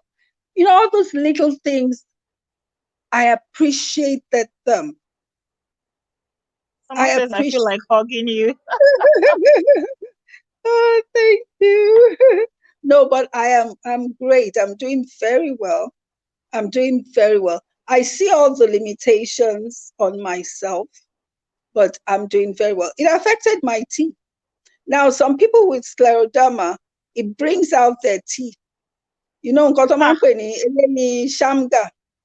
hey. So it brings out their teeth, but mine, it receded my teeth. So the up part of it, one rather than two, yeah, it affects your entire body. Wow. It affects your eyes. But you see, the good thing is my eyes, though it affected them, but my myopia has reduced. God is just funny, you know. Wow. God is just funny. He has helped me in an incredible way. Though it aged me, aged me, God, it like made my skin very wrinkled and everything. But Shebento Walai is the person that's alive that will know that whether my skin is wrinkled or it's aged Or me, not. or at least I'm alive. That's the first place to start. So I'm alive and I'm doing very well. I can only improve. So I'm saying this to a lot of people. Things may not always seem the way you want them to be. I'll give you another example. There was one day, I was still ill, but I was working. And somebody called me for a job. I was so happy because I needed the money. I needed to work. And so we agreed, and I was supposed to go on set. So I went on that set. I got there, I rehearsed, did my makeup, got into costume and everything. I was there for like 5 hours. Then the director now comes and says, look, I'm sorry, but you can't, I'm Wow. unable to use you for the character. So I was like, oh, Ah, really? He said, yes, I'm small. She ah. wanted a big person. So I was thinking, like, okay, didn't they know I've always been small? I mean, Never, exactly. You've always been small. I've never been bigger than this. So, but you see, whatever it was that really happened that day, I appreciated God even more. You know why? Because, yeah, thank you. So I just You few. know, I'm just showing you few of them. There's so many comments. Please go ahead, ma. so as I was walking away that night from that set, my daughter was with me. I said, Mom, are you okay? Because my daughter is very sensitive to my emotions. Said, Mom, are you okay? I said, I'm very okay. Said, that was very disappointing. I said, it's okay. That's how life is. I like that thing that you posted on your page today. It's an old video that I did Stockwell. about progress. Okay, that video you did, yes. Yes, about progress. Now, because always move, keep moving, no matter what the disappointment is, no matter who it is that is trying to bring you down, or whatever it is that is trying to bring you down, you keep moving doggedly. Drag yourself. Like I said, meander around it. through it, over it, however way, just keep moving. It might seem slow, keep moving. So no matter what it is, there is nothing that can pull me down. I will keep moving. Because you see, my eyes are not on any man, but on God. You see, that standard will always remain there for me.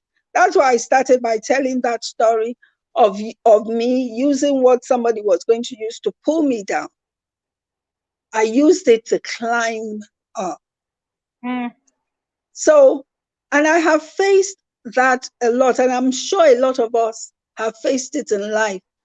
I was rejected from doing a job because I was small. Some person might be rejected because they're big, or they're too tall, or they're too short, or they're too dark, or they're too light. Whatever those things are, don't let it bother you. Don't let it stagnate you. You pick up yourself and say, hey, okay, am I already? Somebody else will want me small. Yeah. I just did a shoot with Bjordu Stevens, and the script wanted a small woman. So it was just appropriate, you know. And there will be many more stuff that would accommodate my size. Or they will say that's exactly. There was a time somebody approached me for they wanted to pay me to promote their skin, their soap. I said, do you know my skin? Have you seen my skin before? I said, that's why we want you gone, because of that. Yes. Wow. You know, so no matter what it is that you have or that you don't have, use it. The only reason why you've called me today to speak to people is because I had scleroderma. I have something to say. So if my skin were perfect or I was a perfect person, there'll be nothing to teach anybody. There'll be nothing for anybody to gain from me. But because of what I have been through, I'm now in a position to help other people who are going through different other things. Because in the things you're going through will lie your strength, will lie the power to make a change, will lie the power to help other people, looking beyond yourself to other people. What can I do to help the world? So I'm open for questions if there are questions that people want to ask. I know a lot of people have image issues, you know, with the way they look, and that always makes them feel bad. A lot of times I just go out without makeup because I said, well, the stress of wearing makeup is too much for me. This one was because of you that I struggled to wear that. Thank you, ma'am. I would have come on this thing without makeup of the English sport. My own is, well, take me as I am. This is how I am. Just take it like that. My younger brother, who lives in England, he doesn't live here. If you go down my timeline on my Instagram, you will see many pictures of myself without makeup. And my brother will be like, wow, I'm showing myself without makeup now. That is not good for my market. And I'm not marketing myself. Oh my God. Being an actress, you know, I should always be perfect. I said, nobody is perfect. Nobody's perfect. And projecting that image is going to steal people from their joy. If your joy is tied to how you look or tied to what you have or tied to material things or to the image that people have of you, your joy will indeed be short. It will be limited. It will never be full. I tell people I am never depressed. Wow. An aunt of mine asked me that all through the time that I was terribly ill, that was I not depressed? I said, no, I wasn't depressed at Wow. all, because I was looking beyond myself. Hmm. I don't know how anybody Look can beyond survive without, yourself. yeah, I don't know how anybody can survive without God. I just cannot.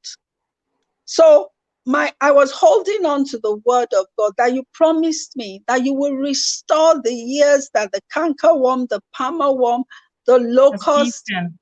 have eaten. And so I know that you will restore everything. The time that you restore it is your business, Lord, is not mine. Hmm. But I'm going to live each day full of joy, Wow. regardless of what I see when I look in the mirror. There was one day, this last elections, we went to vote. So now we sat down under the shade, my husband and I and some other guys.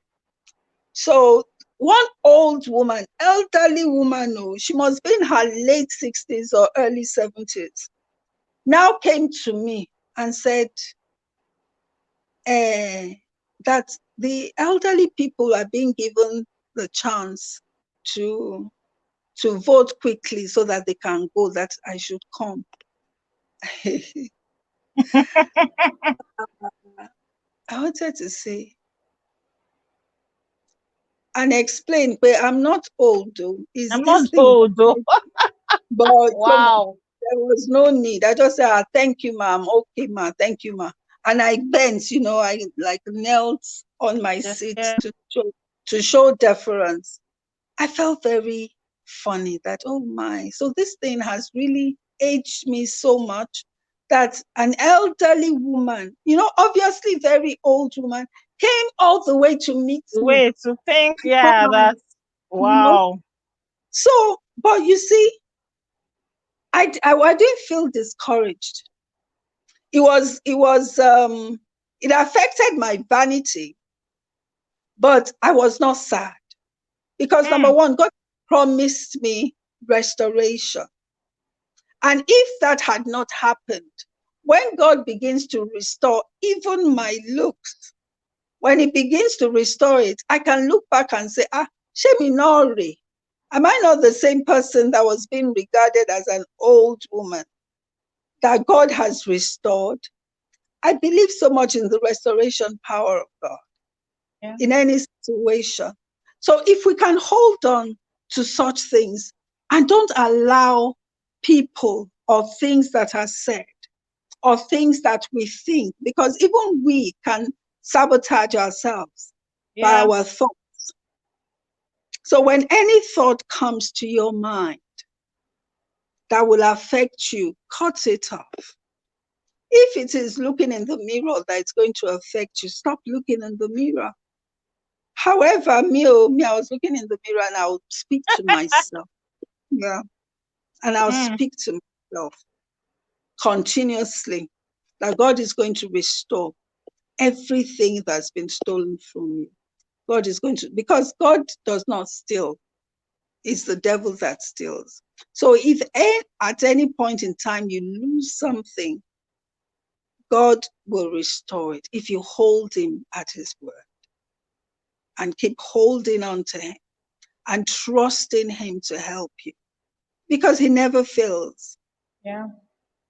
So my children, for example, my daughter in particular, she would say, but mom, you're so strong. And I'm like, really? I'm not strong. Said, yeah, but you are. And I was happy that she experienced that part of me before she went away. Now she's not at home, but she experienced that. So when she needs strength, when she needs to pick herself up, she remembers that, oh, I know where I'm coming from. I know the kind of mother I have. She's seen me in pain. When I'm in pain, or when I was in pain, mo mama shake ẹsẹ̀ mi báyìí ni. Mo mama shake mi kọ́ mi nílé sunkún. I'll just be Wow. shaking. I'm sorry for those people who don't understand Yoruba. I'll be shaking my legs, and then she'll be rubbing my back and she'll be saying, sorry, mom. Sorry, Mom. Wow. And I was praying in the spirit quietly, because I couldn't really talk loud. So now that you're away from home, we were talking yesterday or a few days ago. She said, Mom, you don't know the kind of doctor you have. I'm strong. Oh. I said, wow, that's great. Because when I used to pump her, don't let anybody talk you down. Don't allow whatever anybody or impression of yourself that people have, don't let those impressions turn you back. Because, as she was growing older, she was quite chubby. And so people used to say, well, you don't, and I didn't know that, but people in her school, whenever I went to visit her in school, they would compare. That look at your mom, she's so slim, she's so shaking. Look at you, and you're fat, and you're... So that used to bother her a lot. I said, don't let that bother you. You're gorgeous, you're finer than me, and she really is. She said, no, it's because you're my mom. I said, no, I'm looking at you and I'm telling you, you're beautiful. You've combined my looks and your dad's looks, and you look so gorgeous. Anyway, she didn't believe me. Oh. She told me later that she didn't believe me as she was getting older. But later, she now said, Mom, okay, now I believe you. I'm seeing it. I said, you see, blessed are those who do not see but believe. You see, I saw it. It was there. So you speak to yourself. No matter what it is you look like that people say, you speak what you want to yourself and begin to say it. I'm beautiful. I'm gorgeous. I am made in the glory and in the likeness of God. Whatever it is that you desire, begin to speak it. Stand before the mirror and speak it. Ginger yourself. You don't need any motivational speaker. You can hold yourself up regardless of how.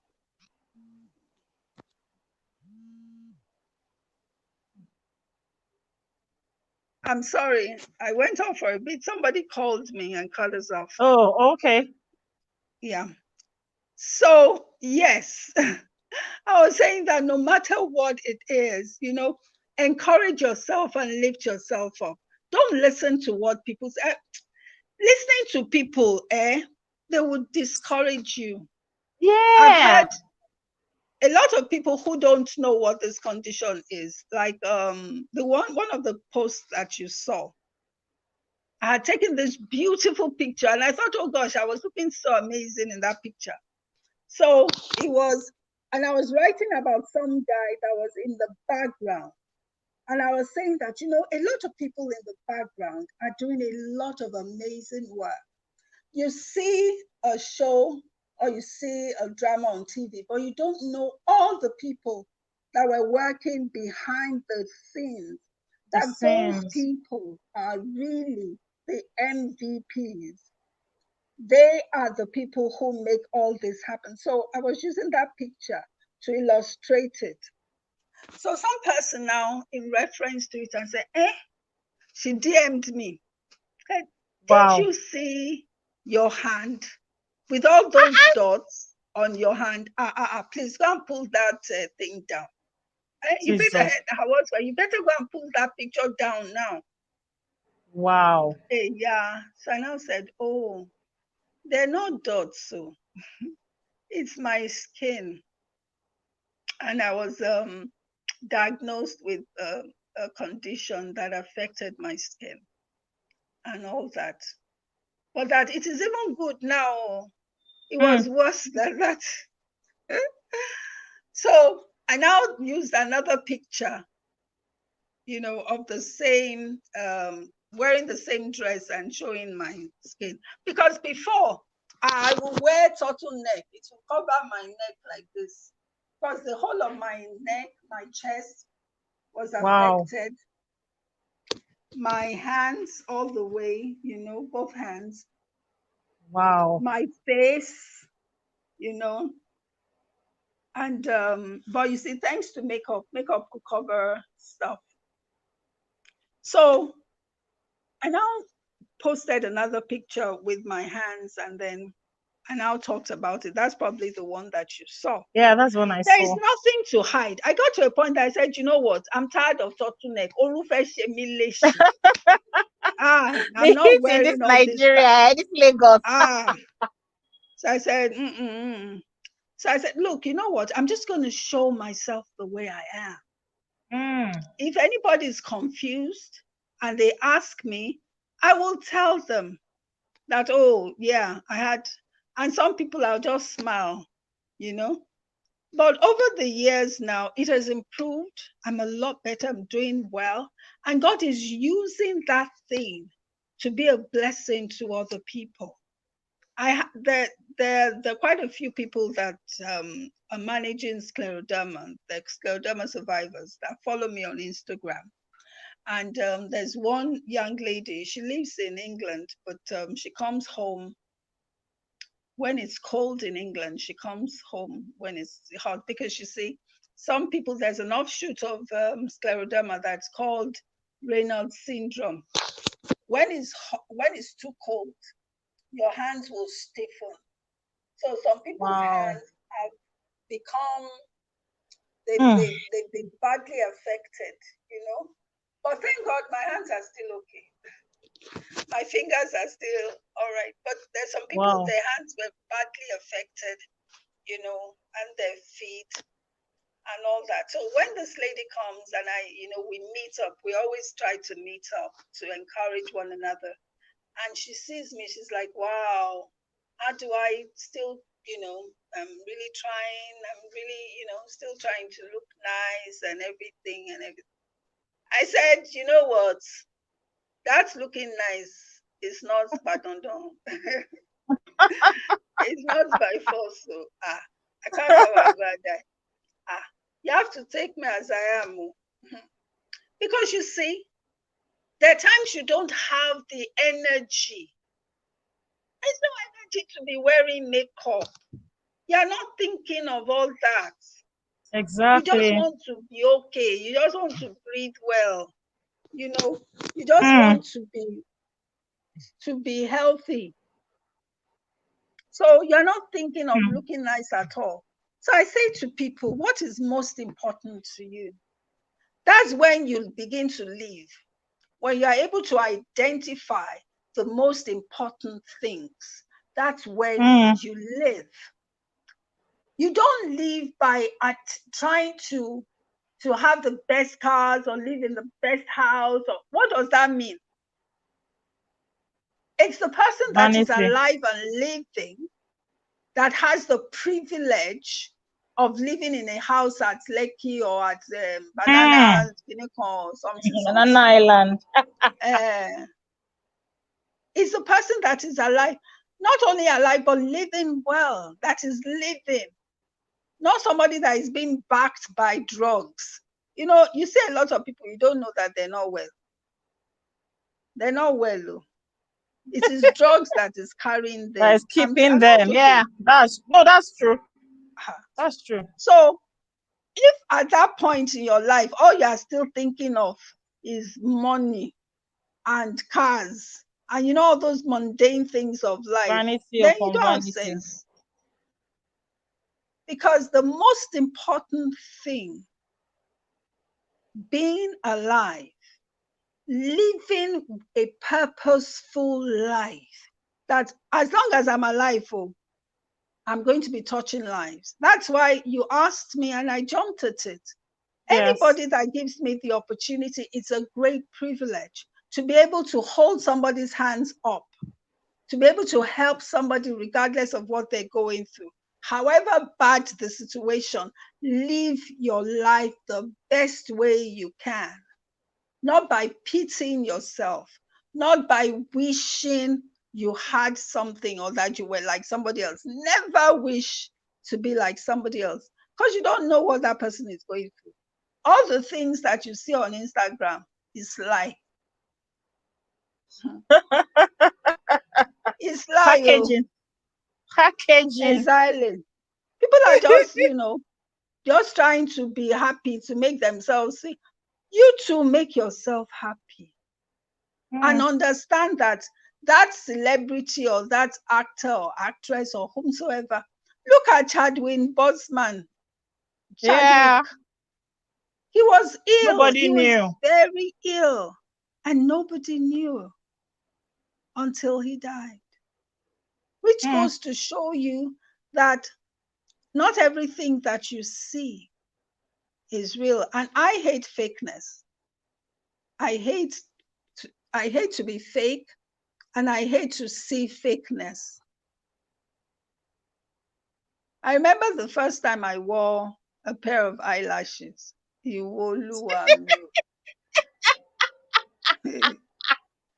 felt I was wearing wiper. I had this massive headache. You see, the moment we finished from the place, as I'm landing inside the motor car, I was just removing it. Voila. Oh my You God. know, I mean, when I have to, absolutely, because you see, scleroderma took off my hair, the hair from my lash, my hair. You see my head now. Some of it is mascara that I used to brush the front because it took my hair, but it gave me length. It took a lot. But you see, I'm rolling with the punches, and I'm making lemonade out of my lemons and enjoying it while at it, and living a life, an impactful life that will be a blessing to other people. That whatever condition you face, make the best out of it. Don't let it roll you out. You stand over it, one step at a time. It can be tough. I'm not saying it's easy, but you can do it. We all can make the best of everything that happens to us, or anything that happens to us. I'm still in the journey. I'm still moving, but I know that I already conquered, and I'm doing great. You're doing Bimbo, you don't want fantastic. me You're to doing stop. You're just phenomenal. speaking. I want to give you a standing ovation, but Thank my you. head will now not show again. Wow. Honestly, I didn't know all of this when I even said you'd come on. I just knew I prayed and God led me to your page. Thank you so much, ma'am. There's so many comments. People are just, hailing you and all of that. But one thing I want to ask, a question I want to ask is, in all of this, how has your husband been able to adjust? Because I mean, you went through physical changes. There would have been emotional, your emotions would have been affected as well. How was your husband able to, or how has your husband been able to, cope and adjust with the situation over the years? Okay. Like, he would be in the best position to answer that question, being the one going through it. But there was one day, he, because I take in a lot of pain, I absorb a lot of pain, and I don't talk. So I won't be saying, Kiniko is doing me. I won't talk. I'll just be in pain. So one day he now saw me changing in the room, and I'd taken off my clothes, and he saw my body. He just started crying. He just started, as in, he was wailing. He was just crying. Say, is this my wife? Is this my... So I said, didn't you see me all these days? He said, it didn't occur to him. I'm using both. That I had lost so much weight. I was few before. I was very few. I was now even fewer.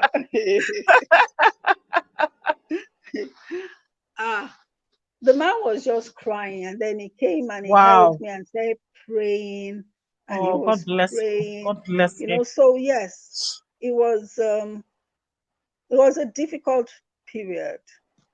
It was a very difficult period, and my mom had to come and stay with me because I needed. And then, when my mom came, she herself was scared because nobody understood what was happening. It was a Yeah, rare it's so rare. condition. I didn't know anybody else that had ever had it or that was having it, God. you know. So she will pray and then ask my friends when they come, Ejo, kí ló ṣe Bíọ́lá? Ejo, ṣé kò ní kú? Ẹ ṣọ́ ẹ pé kò ní kú? Hey, And they'll say, Jesus. no, she's not going to die. She's not going to die. But yeah, it was a painful period. And my daughter, I keep talking about her because as young as she was then, she's just only 19 now. So you can imagine how young, you Yeah. know. She would, every time she was in school, she would tell them, excuse me. Sorry. Sorry. Okay, this is Sorry, ma'am. We're wrapping up now. Sorry. because one of the conditions is I know. Dry. Sjogren syndrome. Sjogren syndrome was the one that I was telling you that causes dry eyes, dry mouth. So I always drink water. Anywhere I go, I carry water with me. So I went to somebody's 50th birthday recently, and I was carrying my bottle of water.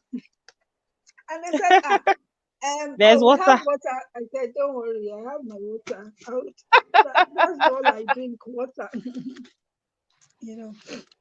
So when my daughter is in school, she would tell them to call me. Anybody, once she sees somebody with phone, I want to call my mommy, please let me call my mommy.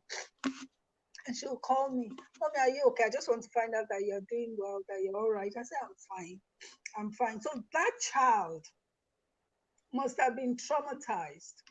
Of course. Seeing me because she saw me the way I was. And then, wow. I remember one day. Sorry, ma'am. A friend of mine, Ireti Doll, she came to the house to see me. Why, man, I have to go downstairs to open the door for this woman.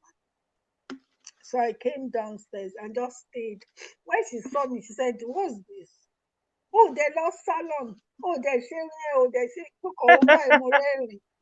I If just looked at only you her and understand. smiled. Then she looked at me and I was bent. I couldn't stand up straight because what it does, because the skin is hardened. It's tight. So, Oti fa, it had pulled me together. So I was bent. I couldn't stand up straight like I am now. So when I walked away from her, she saw how I was walking, how I was stooped over. And she said, Dolama, I didn't know it was this bad. I didn't know it was this bad.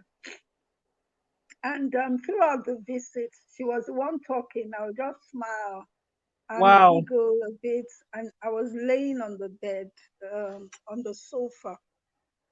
But you see, I'd never forgot it because, I mean, she'd come many more times after that to say hi, to see how I was during that period. But that visit, I didn't forget because she just felt that, knowing the kind of person that I you was. used to be. Yeah. You know, and I said, the last thing on my mind is my Makeup hair. and hair. Mioro, I wasn't thinking it. It didn't cross my mind for half a second. That's how I got my dreads because my hair matted. It just matted naturally because I wasn't going. It just mattered. So by the time I started coming back to earth, somebody just came and locked it for me, you know. And that's how come I became a dreadlock wearing person. Just like me. I have dreads too under this wig. Oh, really? It's the way to go. Oh, so wow. Easy. Our other speaker is ready. I want to say a very big thank you. In fact, thank you seems very, very trite to the justice you've done for us today. There's so many comments. Sorry, Ma. I will screenshot and send them to you. I want to appreciate you. Thank you so much. God that has kept you to this very moment. You are just a miracle baby. Let me put it like that. You are an inspiration to many. You continue to be an inspiration. You've inspired us so much. You know, you are living your truth. And I'm so glad that you've been able to share yourself, be very vulnerable. So many people have all the nuggets you've been giving, retyping them in the comment section. Thank you so much, ma'am. I appreciate you. I will give you a call later. God bless you. Guys, say thank you to her. They all say thank you, thank you, thank you. God bless you. Bye, man. Stay safe. Bye. Hey, wow. I feel like pulling off my wig, as in, it's getting hot in here. The speakers have been, thank you so much. Ibinike, I saw your comments. I've been seeing everybody's comments, but Ibinike was like, all the speakers have brought in. And that is the whole essence of this. They are all living their truth. And that is the reason why they are on this platform. This is the first ever edition of the Living My Truth Virtual Summit. I am not moved by numbers. Because I've had some people say, you should have spread it out more. You should have... If I tell you I have 300 people that registered for this event, and I'm seeing how many people here. I had over 300 people that registered. Even in the Telegram group, I have like almost 100 people in the Telegram group. Where are they here? But those that need this, those that know the value of this are here. And those people are you, and I appreciate you. I don't take it for granted. Anybody that knows me even knows that I don't do things for numbers, and I don't do things for class. I do things to impact people, to add value, and to ensure that you are living a life of victory, no matter what it is that you're going through. I'm sure one common thing you've heard all of them say is that you should be able to live your truth. That means irrespective of what anybody is saying, don't care, don't mind. Lolo has said her own. Remember what she said? All of them, even Nathaniel has said it. They've said a whole, what is the most important thing to you? That was one thing that stood out for me when she said, what is the most important thing for you? Okay, Lepasios was here. Lepasios Bosse is the final speaker. All right. And then I'll just say something to wrap it up. She was here a few minutes ago. I don't know where she went back. Let me just send a message to her to join back again, so that we can get this ball rolling. So Lepasios Bosse, thank you so much for your comments. Your comments are amazing. Your comments are giving me life. Like, I love you guys. Thank you so much, so much, so much. The comments are so awesome. I'm going to screenshot and send to Auntie Biola, because just like she said, she herself she's not really a social media person per se. So I'll screenshot your comments and make sure that she gets to see them. Because I mean, that's the least that you can do. You see her and you will not know that she has gone through all of this. Even me that I brought her on, I did not know that her story was like this. The little things we take for granted. She couldn't cry. She still can't cry. As in her eyes, she can't cry. You know how, meanwhile, somebody will say and be saying you just be crying. Crying is a gift. I'm sure she would give anything to cry, to be able to cry. But she can't cry because the disease has dried up her tear ducts. Can you just imagine that? A lot of things that we take for granted, a lot of things. She can't cry. She can't, I mean, gosh, I don't even want to go on and on, but I'm sure that you get the message. So let me bring on my next speaker, Lepasios Bosse. Lepasios Bosse story. Let me bring her on so that she knows that she is here. Lepasios Bosse, where are you? Hello, Lepasios Bosse. Can you hear me? All right, Lepasios Bosse is here. All right, so a lot of people know how. Can you hear me, Lepasios? Hello, sis. Hello, sis. Lepasios Bosse. Oh, Lepasios Bosse. Oh, I can't hear you. Hello, Lepasios Bosse. Let me remove her again and add her again. Thank God for technology. We're already we're rounding down gradually. We have like an hour 30 minutes to go. Hello, Lepasios Bosse, can you hear me? Hello? Can you hear me? Can you see me? I think there's something wrong. She's frozen, right? Let me send her a message again. I'm sure it's network. Even me, if you know, I had to, in case you guys don't know, I had to change network. I've tried Airtel, I've tried 9Mobile. I'm using SpectraNet that I abandoned. I'm using SpectraNet. I'm thinking I might have to go back on my phone because I'm not sure what's going on. Why I can't see Lekwasho's boss. Oh, she's gone off again. I think her network. I'm telling her, I think her network, maybe let her get her network.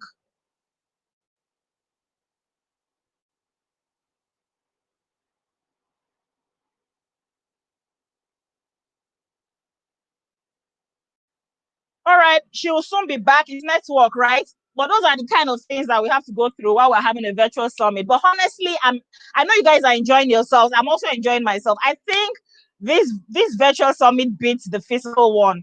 Imagine if I gathered people together, you know, by 6, some people would have been going home.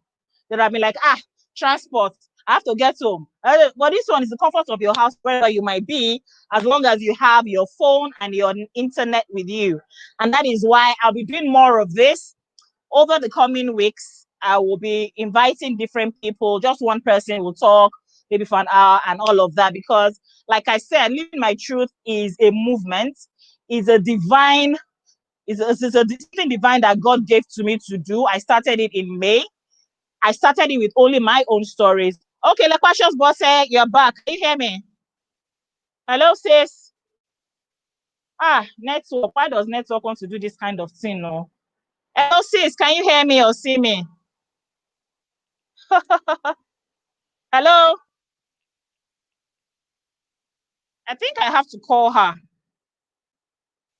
because she seems not to be able to even hear or see me. Lekwasho's boss, can you see me? Can you hear me?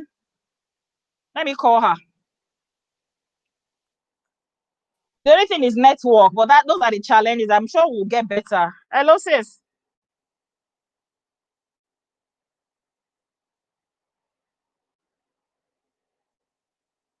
It's not even picking. Oh, wow. I can see her mouth moving. But, you know. Hello, can you hear me?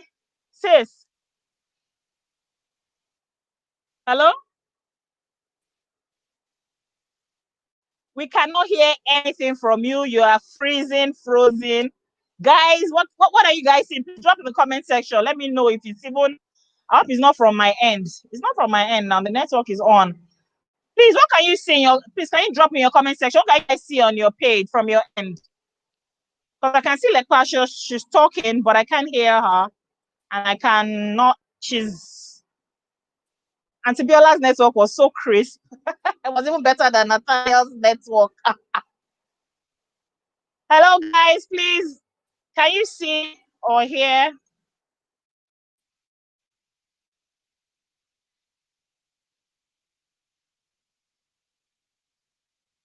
She's not audible, ba.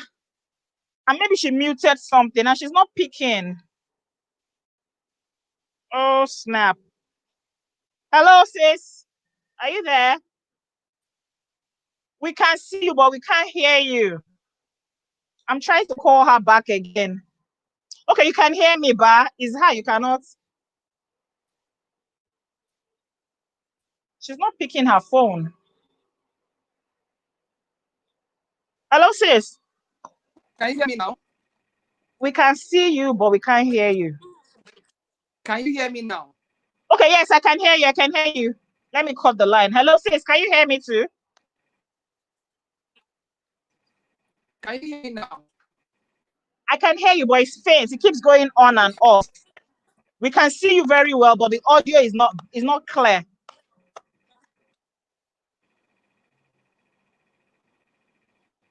She's working on it. Please check your audio. We can see you clearly, but we can't hear you. Okay, she's calling me back. Excuse me, guys. Hello, sis. I need you to charge this phone for me because we don't have. Hello. StreamYard is good though. No, I don't like it. It always frustrates me. I prefer Zoom. Sorry about that. I've been talking. I heard everything you were saying, but your speech was distorted, and Then I put off my Bluetooth. I thought that was the problem. Then I changed networks. I've changed networks 3 times now. So I You're honestly don't know clear. what the problem is. Are you on the laptop? Are you on your laptop or your phone? I'm on my phone. I don't use my laptops for live. Okay. All right. Let me see. Can you hear me now? Hello? Can you hear me? And every other one has been clear since. So, I'm not sure I'm hearing you on the video. but I can hear you. I can hear you. Okay, so you can hear me now. Yes, I can hear you now. Can you guys hear Lapashos? Please drop in the comment section if you can hear. Funny enough, StreamYard has been serving us since morning. I mean, we started since 1. The devil is a liar. Sometimes, when you want to drop nuggets, the devil will try to be funny, but it's a lie. Okay, but can you hear me, Lapashos? Can you hear me? I can hear you now. Okay, fantastic. But you're just freezing. That's it. It's freezing on and off. Oh well.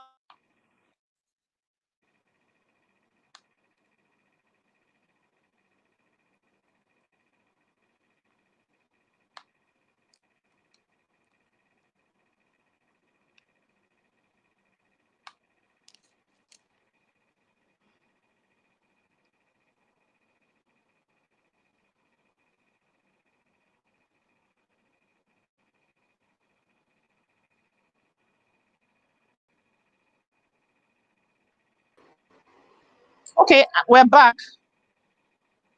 We're back. I actually think at night the network acts worse than during the day. More people are using it. I don't know if it's me. Okay, can you hear me clearly now? I think so. I think so too. Yes, I hear you. Actually, anytime you talk, I hear, but it gets distorted. But I hope mine won't be distorted when I start talking. I was trying to use the Bluetooth with the hope that it will help the volume, but maybe it wasn't helping. Now they said it's me that is freezing now. It's a lie. We're going to do this thing. I'm going to get it right. All right, guys. Can you guys hear me? Now they can hear you, like Precious, but they cannot hear me. Can you hear and see me well? Am I still freezing? Maybe I should move to my phone because sometimes the phone behaves better. Guys, drop in the comment section. Let me know. Let me know. Let me know. Let me know. Can you hear me? Can you hear like Precious?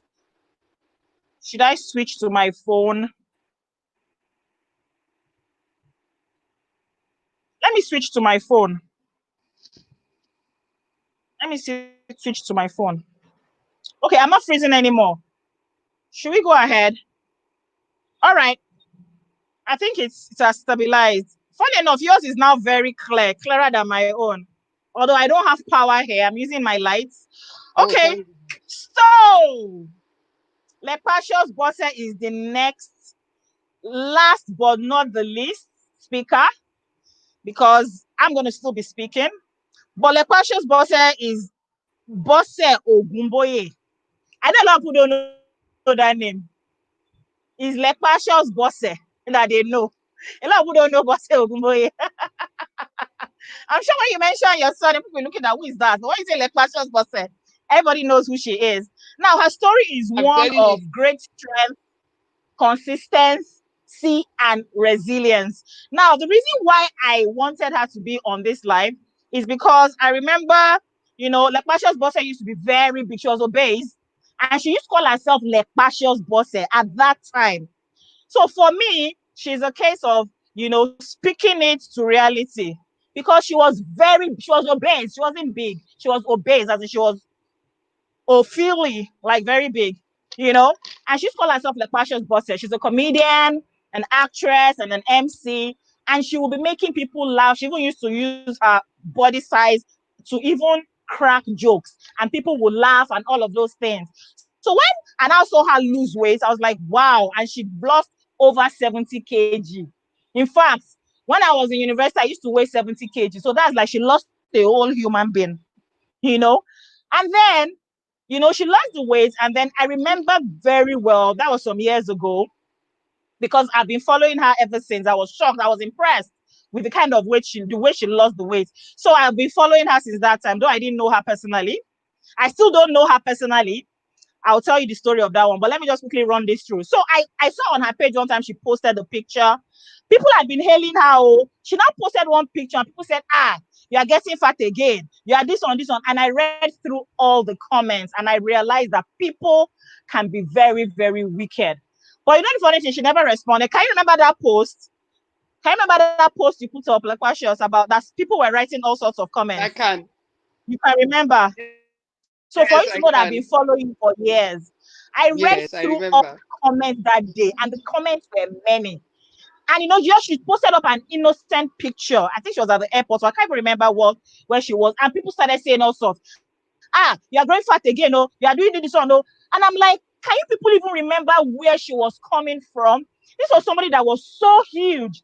And she went to, in fact, I think the weight was so, she went very slim, and then all of a sudden she adds a little weight and you guys start to condemn her, you know. So that happened, and then there was an event I went for. She spoke at the event. I took a picture with her, and when I wanted her to speak on this at this event, I just slid into her DM.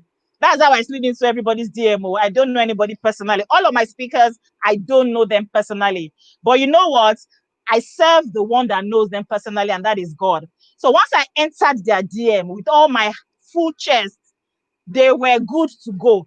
So I just entered and said, hey, sis, please, can you come and speak, blah, blah, blah. And she agreed. After she agreed, you know what I now did? I now sent her the picture I took with her when I came for an event that she spoke. And she was like, wow, so we have even met before. So I did not play that card first. I wanted to just know if this was a divine connection. So I'm going to allow her to tell you her story. She's going to be speaking to us about overcoming emotional eating and depression. A lot of women especially can relate with this. You know how things are going on. Even me, I'm a bit of an emotional eater. When I'm down or I'm upset, I eat. When I'm worried, I eat. When I'm, so she'll be talking to us about that. Then another thing about her story is she said what led to her weight loss was a nephew of yours. Was it your nephew?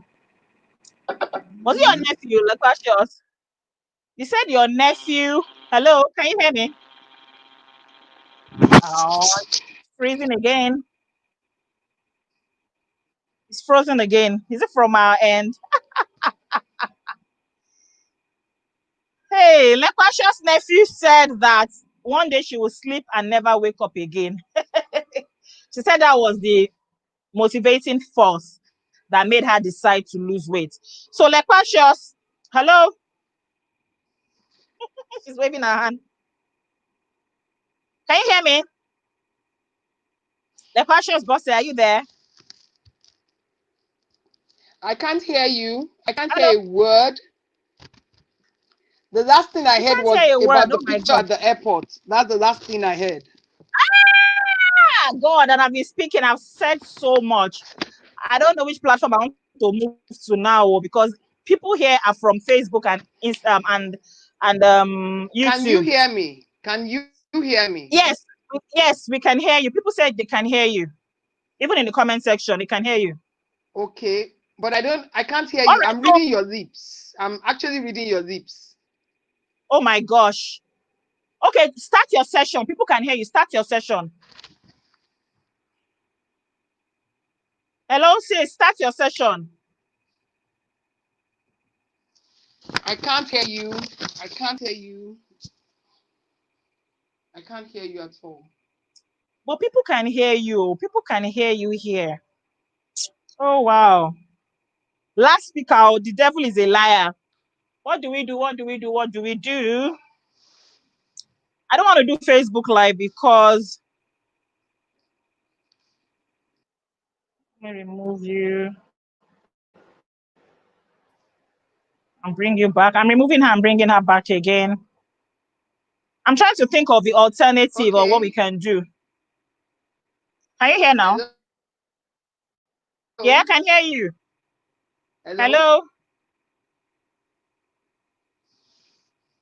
We can I'm hear you. actually trying to read your lips. Your session is read my lips, Kev. Okay, can you disconnect and connect again? Let me call her. Because she's reading my lips. Let me call her. I might have to even use my phone because the battery of my laptop is. Let me call her.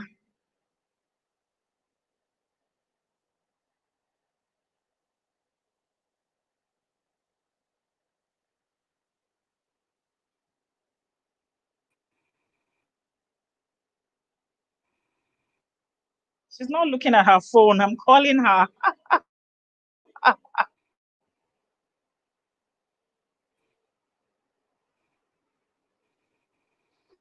You know when something is going to be good? Zoom link, okay? Me that I don't even. Hello? I want to call her and see if maybe if I use my own phone. Okay, you know what? Let me just log in on my phone and see if she'll be able to hear me on my phone.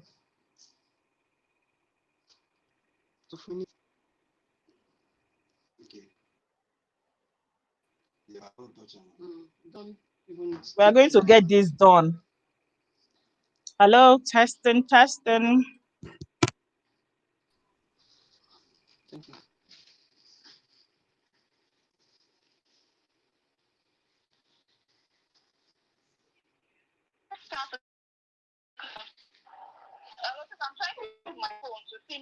Because you keep calling my other phone, and when I'm doing live classes, I leave the other phone away from so that I don't get distracted. So that's why you've been calling and I've not picked it because it wasn't away. Okay. All right. I'm trying to log on with my own phone. Okay. She's trying to call me back. Okay. Yeah. Let me see if my phone, if it will work with my phone. Can you hear me now? Hello?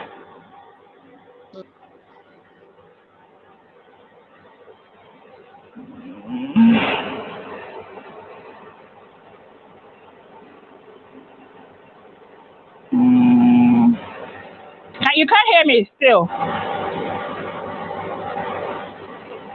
Oh, wow.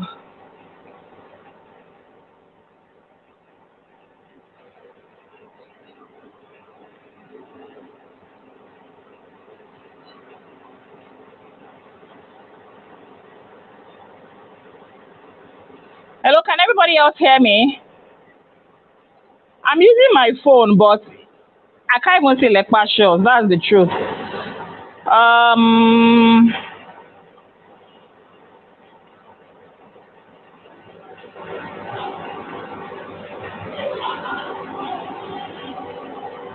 We should do Facebook Live if you can't do Zoom. Okay, let me do Facebook Live. Guys, just that. Okay, you guys can see me. Okay, let me go on Facebook. I'm trying to even think of what to do like this. Okay. StreamYard.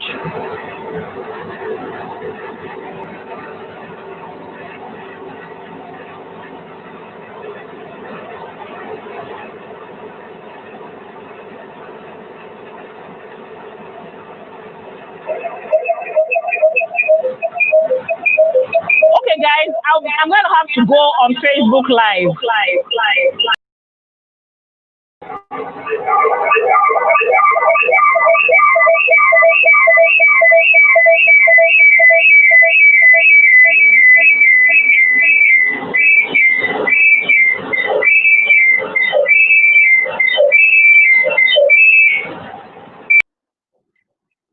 She's not even here at all anymore.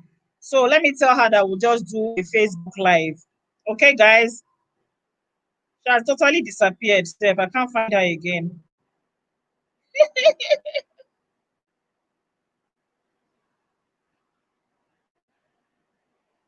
Network can frustrate somebody. Because Ibiola's session was crazy. Nathaniel's one was. I mean, every other speaker's session has been good. No, it's my phone. It's not my laptop. I put off the phone now. Let me just call her. Let her know she can join me on Facebook Live. Thank you, Queenette.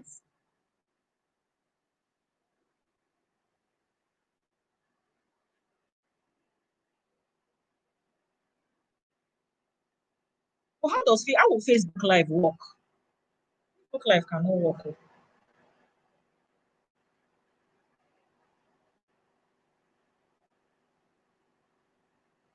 Okay, she's back again. Okay, let's hope that we are saved now. I can hear. Okay, sorry, I'm calling you. Sorry, I could hear the. I think I can hear you. Everything that you must work was everybody's ready for you. I can hear you too now. Better now. Holy Spirit. Oh yeah. Without much further. I can hear you too Please, now. Start your session, sharp. Overcoming emotional eating and depression.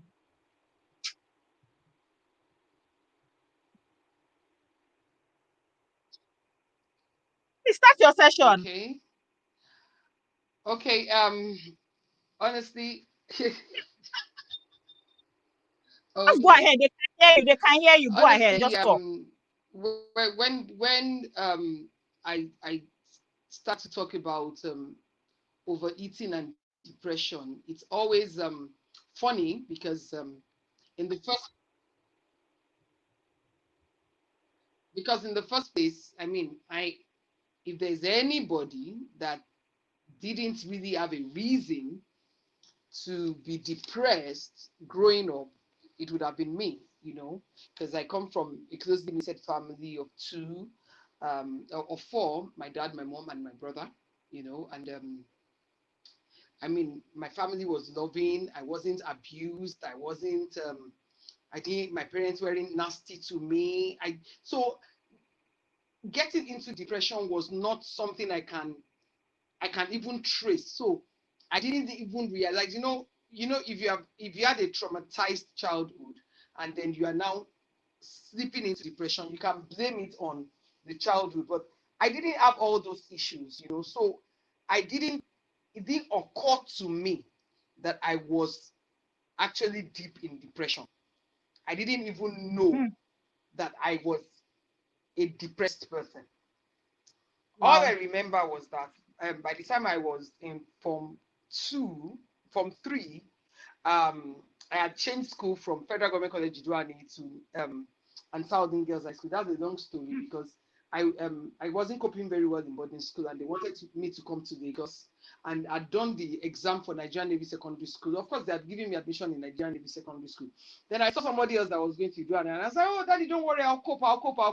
My father being the kind of person that is always like, "Oh, okay, let's support the children." He encouraged me now. Okay, if you want to go back, go back. So I went back to Iduani again, and I couldn't cope again. And by the time I came back to Lagos, the admission for Ansarudin, the admission for Nigerian Navy had lapsed. So I ended up going to Ansarudin Girls High School. Now, picture it. I mean, Ansarudin was a good school, but picture it. You're coming from Federal Government College Iduani to Ansarudin Girls High School. All my cousins, all my friends, everybody were all in boarding school. And they were all doing well. So I am the one that is now a day student. I am the one that now goes from home to school. I am the one that now does the household chores. I am the one that now welcomes the others when they come back on holiday. I am the one they now treat like.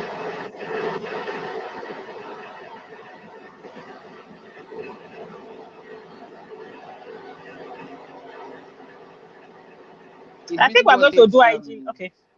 A very good place for me. So I started doing I started doing comfort eating. Of course, I'm home now.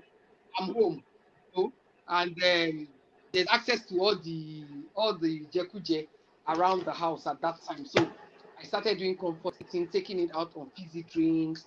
I became a sugar junkie, eating chocolates and anything that just comes, like just going to go. You think we are going to do what?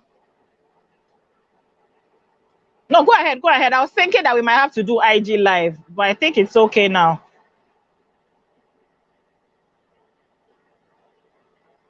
Guys, we might have to move to IG. Then I'll do the StreamYard for my own session.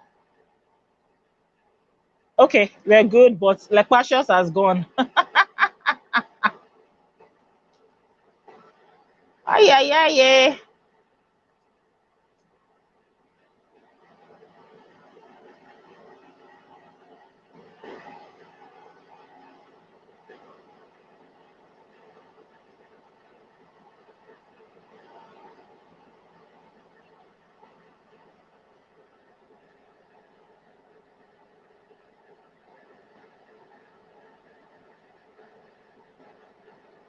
Facebook Live on the Telegram page.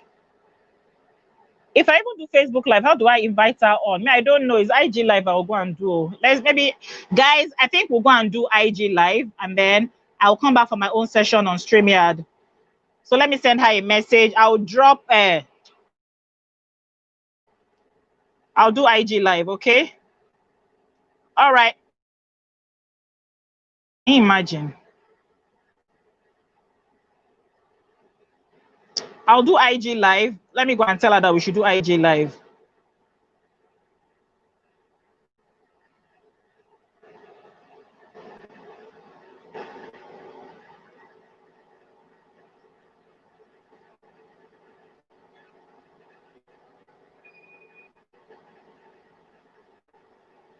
Let me call her and tell her that we should do IG Live.